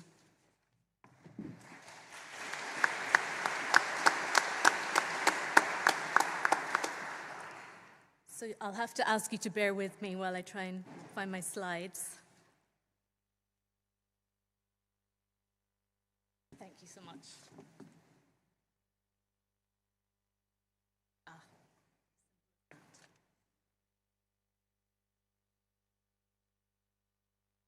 It should work. So thank you to Tonya and the conference organizers for the invitation to speak, and thank you to all of you, dear friends and colleagues, for your attention for the next 15 minutes or so. I have to admit to feeling a little nervous talking to such a group, but I will do my best. A country without strikes is not a democracy. So said Helmut Schmidt in an interview with Der Spiegel magazine in January 1979. Schmidt was Chancellor of the Federal Republic of Germany at the time and had been asked to comment on what appeared to be the beginning of a strike wave. Did this constitute a threat to the social peace that West Germany had enjoyed since 1945, he was asked, following decades of political upheaval, crisis, Nazism, and World War? Of course there has to be a strike once in a while, he replied. All these German petty bourgeois who think that a strike is a sign of disorder, they can, and this bit's a little bit tricky to translate, so let's just say expletive omitted. A country without strikes is not a democracy. Changed days. It's difficult to imagine the head of government in any country speaking in favour of the right to strike in such unequivocal, never mind vulgar terms, in terms that draw an explicit link between strikes and democracy. If strikes were to be defended at all today by a politician, it's much more likely that they would be defended straightforwardly in terms of workers' ability to ensure fair treatment at the workplace, fair terms and conditions of employment. It's most likely, however, that strikes would not be defended today by a chancellor, a prime minister, or a president. In many countries throughout the world, the right to strike is currently under attack or renewed attack. Of course, the attack takes different forms in different places, but as the ITUC's Global Index clearly shows, attacks on the right to strike are often waged as part of broader campaigns to limit or remove political rights and civil liberties. In Belarus, Indonesia, Philippines, Myanmar, for example, strikes organized in recent years in opposition to authoritarian or military governments have been met with brutal repression.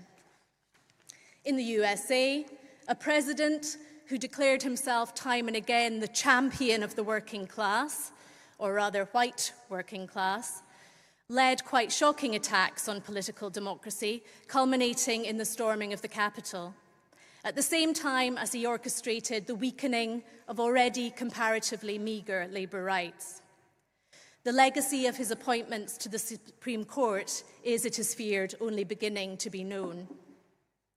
At the international level, the crisis in the ILO is dragging on still after 11 years. Meanwhile, the European Court of Human Rights has taken a number of steps to limit the scope of its apparently dramatic recognition in 2008-09 that Article 11 of the European Convention did protect the right to strike.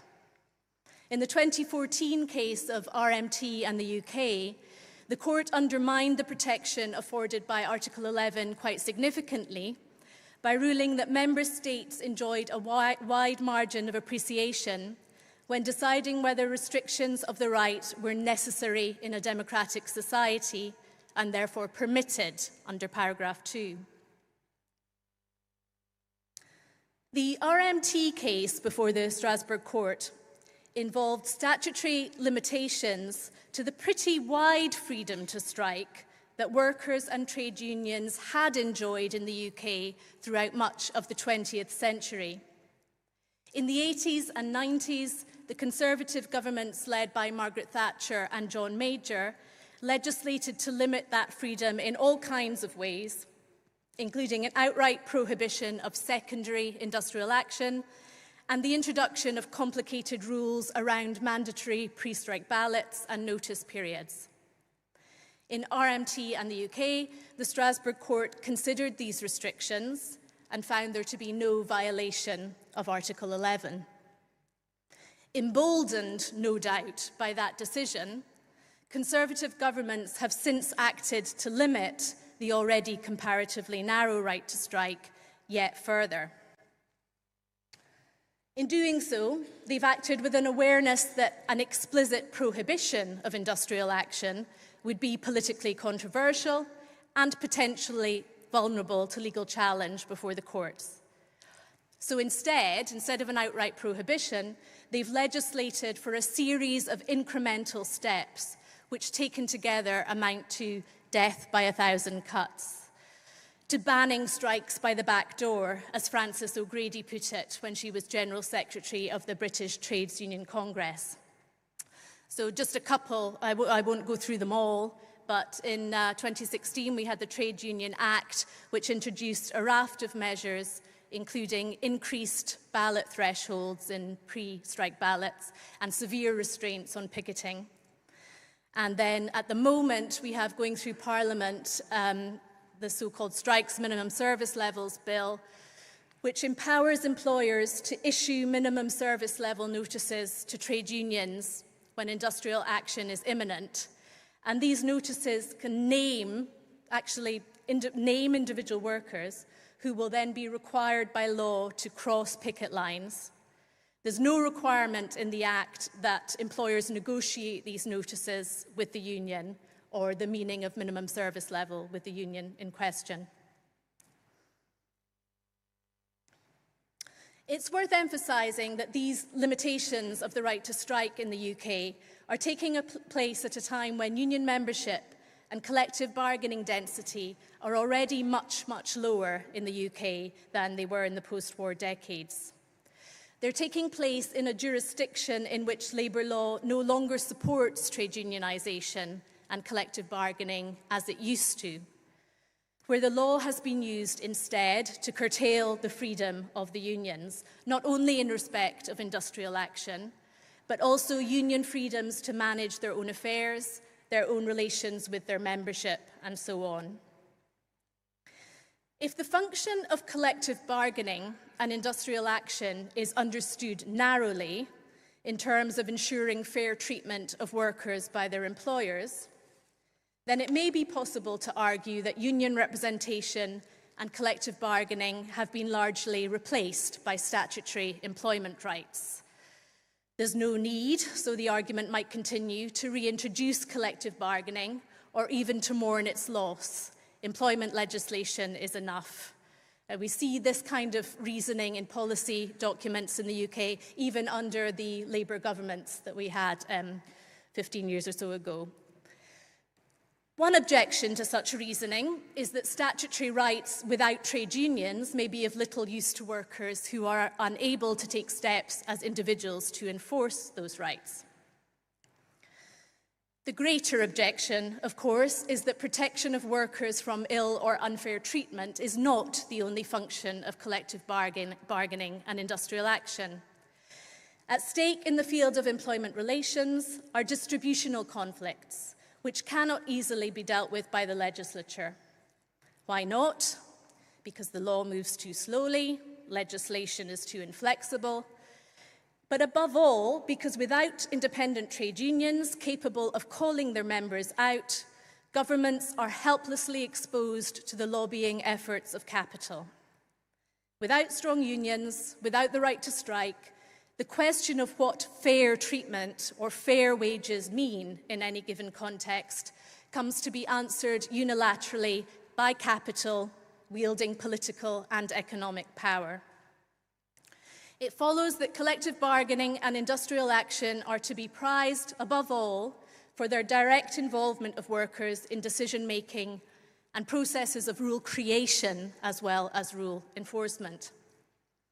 For labour lawyers, as for Helmut Schmidt, these points are very old ones, which nonetheless bear repeating. Indeed, it seems we can hardly repeat them often enough. We could look back to Hugo Zinsheimer, writing at the beginning of the 20th century, but let's look instead to Scotland and to Adam Smith's Wealth of Nations, published in 1776. So here's a quotation from 1776. It is not from the benevolence of the employer that we expect our pay rise, but from their own self-interest. We withdraw our labour because their humanity does not extend to regard for our necessities. We speak to their self-interest and show the advantages of negotiating. In the past 12 months, I'm saying three, there may have been more, but three that I'm aware of, 3 books have been published which emphasise and interrogate the link between industrial democracy and political democracy. In one that I've written with Wolfgang Streeck, we provide an extended review of old arguments in favour of democracy at work, from the classical sociologists to 20th century scholars of industrial relations, labour law and society. Brescian Rogers, in his book, analyses the consequences for democracy at work of mature networked information technologies, accelerating automation and intensified worker surveillance. In her chapter in the Labour and Democracy Handbook, to pick out one of many great chapters, Cindy Estland explains the important contribution that unions make or could make towards bridging racial, ethnic and ideological divisions within the working class. Workplace ties and nascent solidarity are cast here as powerful unifying forces that could help to counter right-wing populism and extremism. Taken together, these books suggest an important field of inquiry for scholars of labour law. As Bernberg and Cornell put it in their introduction to the handbook, is the retreat of political democracy in recent decades tied to the political weakening of organised labour and the emasculation of labour rights? If so, does it follow that the rebuilding of industrial democracy could aid the rebuilding and the defence of political democracy? No strikes, no democracy. Today, a sobering thought, certainly, but one that we might also embrace as a call to action.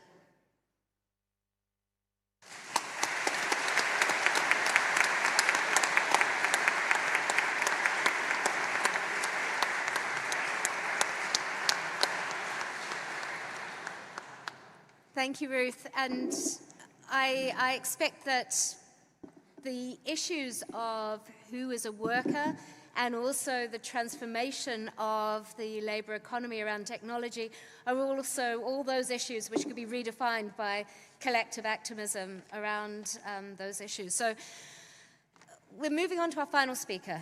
It's a pleasure to welcome the inspiring Marco Rocca from the University of Strasbourg. His online lectures during the COVID pandemic were placed on the LLRN website, and I don't know about you, but my students at the University of Bristol hugely benefited from those. So you are well known around the world now, I suspect. But also, Marco has worked in various countries throughout Europe, in Belgium and Italy, before taking up his post in Strasbourg. He was the principal investigator for the LabCorps project, which looked at labour law as conditionality and recommendation. He's now leading a European Research Council project on European birds of passage, investigating temporary labour migration in Europe. So Ruth was talking about old points that bear repeating. Marco is going to be speaking on the new old ways, from interdisciplinarity to systemic reviews. Marco.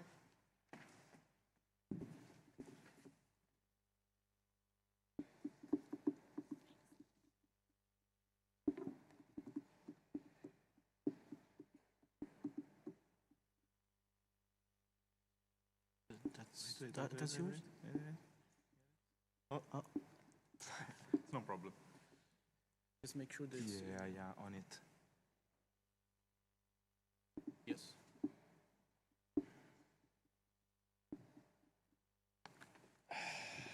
Right. So, bit higher. So thank you, Tonya, and many thanks to the organizers for the great honor of addressing such an audience, one which, to be perfectly frank, I find quite intimidating. Adele mentioned role models today, and being introduced by one of these it's a lot. It's a lot. So, how you doing, LLRN 6? Ready? I am the gatekeeper to your evening freedom, a well-deserved one. So let's jump straight in, shall we? So that's what's on the menu for the next couple of minutes. I know it's quite a left turn. It's quite a left turn compared to previous interventions. What can I say? Welcome to the weird zone. Most of what will I say today comes from reflections on my own research practices, and it is necessarily anecdotal and very modest, because everything about me screams modesty. I know. Also, most of what I will say today applies to the broader legal research, so to speak. Still, I am convinced that this topic is particularly relevant for us as labor lawyers. And this is because of our proximity with interdisciplinary work. This is well documented also in the work of Ruth on critical labor law, but also comes to the very foundations of our topic, which is grounded on an empirical finding and not a legal one. That is, the imbalance of power in the employment relationship. So, in my experience of the relationship with other social sciences, one which I believe is shared by many in the room, I always find it difficult to describe what do I do as a legal researcher.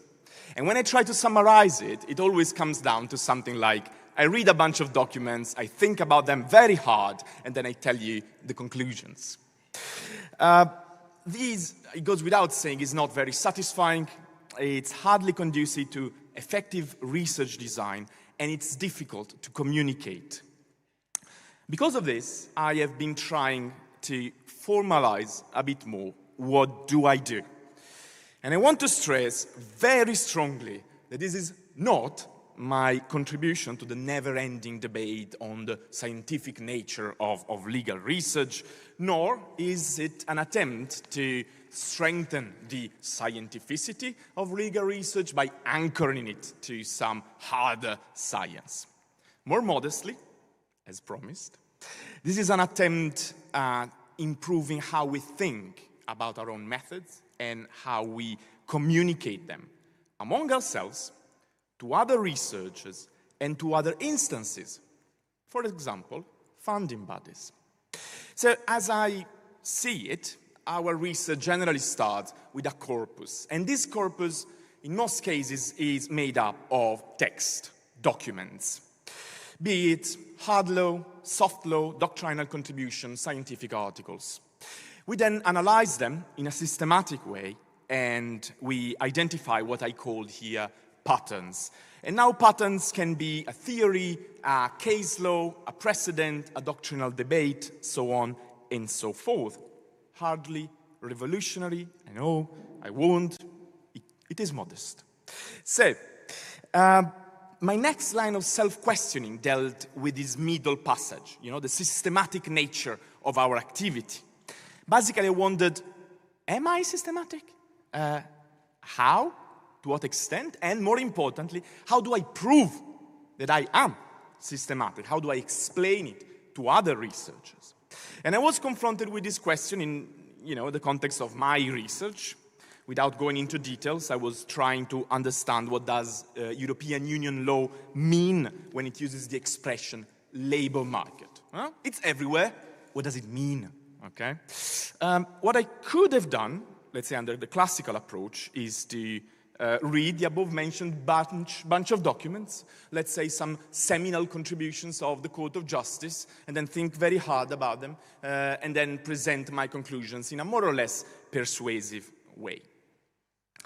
Instead, what I tried to do is to be more systematic. So I tracked down every single use of the expression labor market in hard law of the European Union, giving me a corpus of around 1,800 paragraphs of text.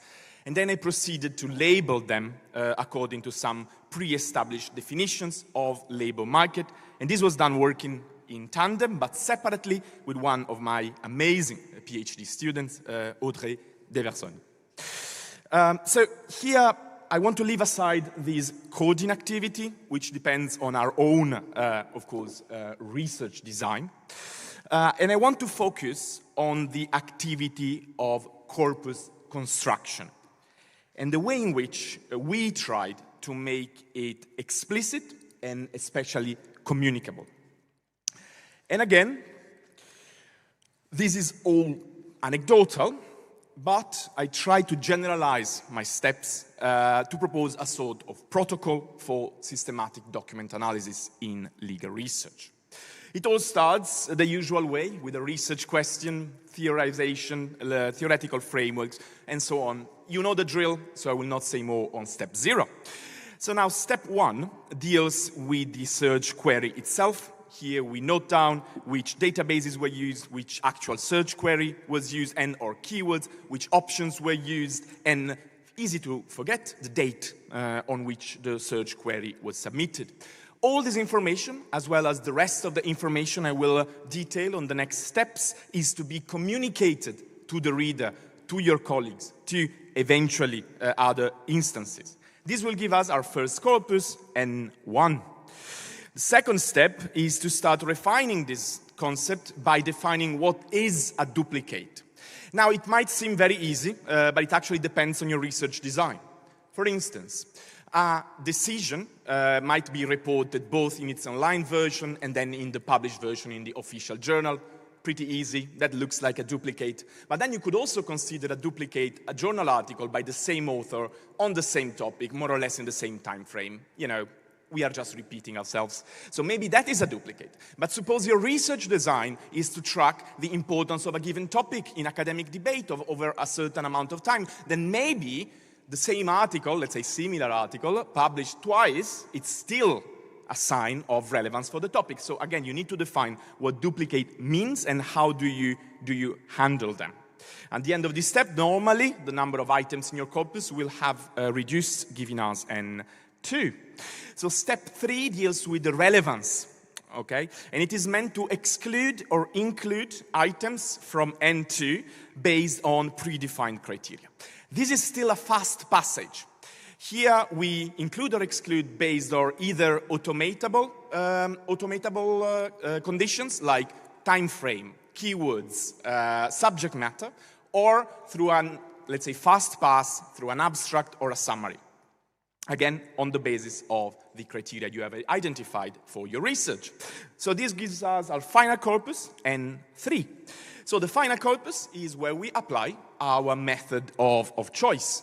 And this could be the good old standards of legal interpretation, of course. And this leads me to an important point of this presentation. That's why it's called the good old ways, you know. Because this method is perfectly and purposely applicable to classical legal doctrinal research. Finally, in our step 5, I tried to capture what happens in the, I think very hard about a bunch of documents meaning. Drawing from social sciences, I've called this step coding, but of course, it doesn't necessarily require a quantitative indicator. Let's say, for example, you have a decision of the Court of Justice where they use a test of proportionality, so it goes in the test of proportionality code, or they don't use it, so it goes in no test of proportionality. Or you have a journal article where an author says the use of geolocalization is a sign of control by the digital platform, and then you have another journal article where the different author says, no, this is not a sign of control, and so on, categorizing. So this categorization operation is what will lead to your conclusions, hopefully now much better armed to communicate and explain how you got there. So this protocol might seem adapted to large bodies of items, a big corpus. But actually, it is also extremely useful when you're dealing with a small corpus. Because if you say, I have analyzed 3 decisions, this might seem really a small amount, but if you can prove through your steps in a transparent way that the whole corpus at the start was 5, well, actually you have analyzed the majority of the items in your corpus. It's a pretty comprehensive research. So it can be applied no matter the size of the corpus. It has a very important effect on ourselves, on our internal perspective, let's say, in having us confront our own choices, in what we do analyze. Why have we included or excluded certain items from our corpus? And it helps face our own choices, which are often based on reputational effects, and so on and so forth. And finally, and this was actually my reasoning when I started this whole reflection, it has an effect on our external, let's say, point of view. It improves the transparency of our research. It allows our readers to better criticize us, hard, but still, looking at our steps. And it also allows some sort of reproducibility of our research, because another researcher can use the same criteria on the same database and get to the same corpus, and then maybe apply a different methodology to analyze it and build on what we have done in our research. So this is, of course, a research technique. I don't even call it a method, per se. And as all techniques, it has limitations. You have to pick the right tool for the right job. One of these limitations is, of course, it basically needs digitized database. And it's easy to forget when you deal, with European Union law or with case law from Supreme Courts or constitutional courts, that a large set of legal data is not digitized, for instance, when you are dealing with lower codes. And this is true in many countries.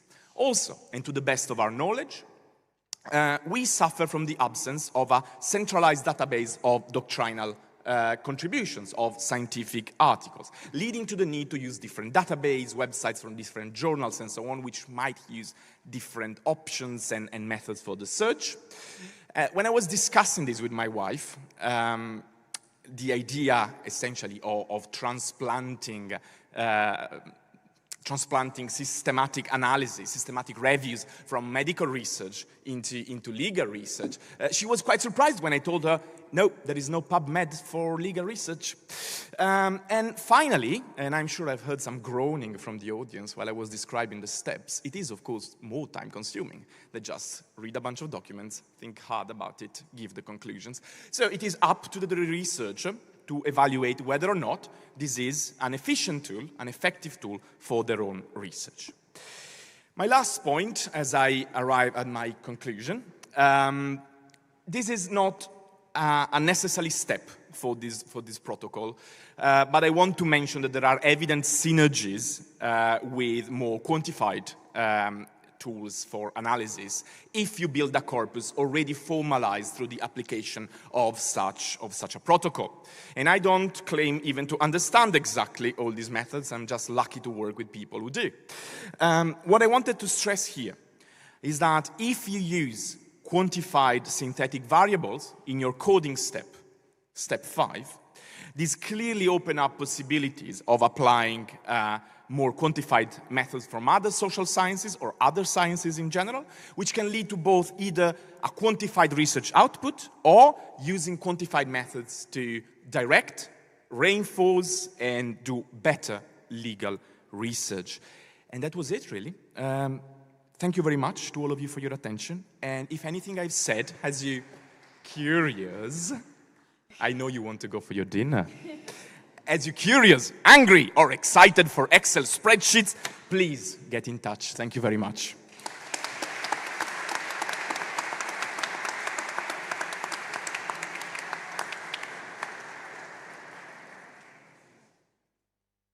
So it may not be that technology is just transforming other labour markets, but perhaps our own, the nature of our work and research.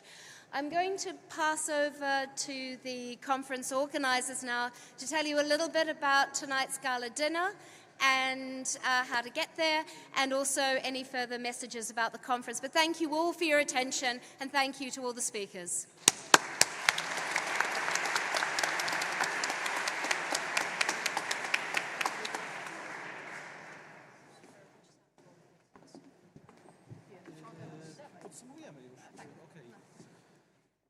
Okay, so as for the closing remarks, so the next point in our schedule is a gala dinner at the Arkady Kubickiego, which is a part of the Royal Castle. And we decided not to have a closing ceremony, as you noticed. So this is the only chance for you to mingle with the others. So please check your mailboxes, because we send you a network book with a short bio of every participant. As for statistics, at the very moment we have 422 participants who registered and paid the fee, and at the very moment 250 are already on the spot. So this is the only chance to have a contact with all of the participants. And if you notice, we have a lovely logo. And this, if you want to have a selfie, this wall is going with us to the castle, yeah? Thank you. I would like to mention two groups of people who will be helping us during the whole conference. First is the team of Mr. Zbigniew Trusewicz, who's upstairs, waving to us. He's the one giving all the signs from above, and he's our guardian, and he was also during the LLRN 5. And the second group of people whom I wanted to mention and also pass my greetings to are our volunteers. They will be available during all 2 days of the conference, during Monday and Tuesday, helping us to gather all the information, to come over all the technical problems, and in charge of them is Miss Ernestyna Pachała-Szymczyk. Thank you very much, Ernestyna. You can wave to us. Thank you. Yes, and I think you forgot to mention that they will be very helpful because, as you probably noticed, the conference is to be held in 2 buildings that are just across the street. It's super simple, but just in case you need an extra help, they will be available.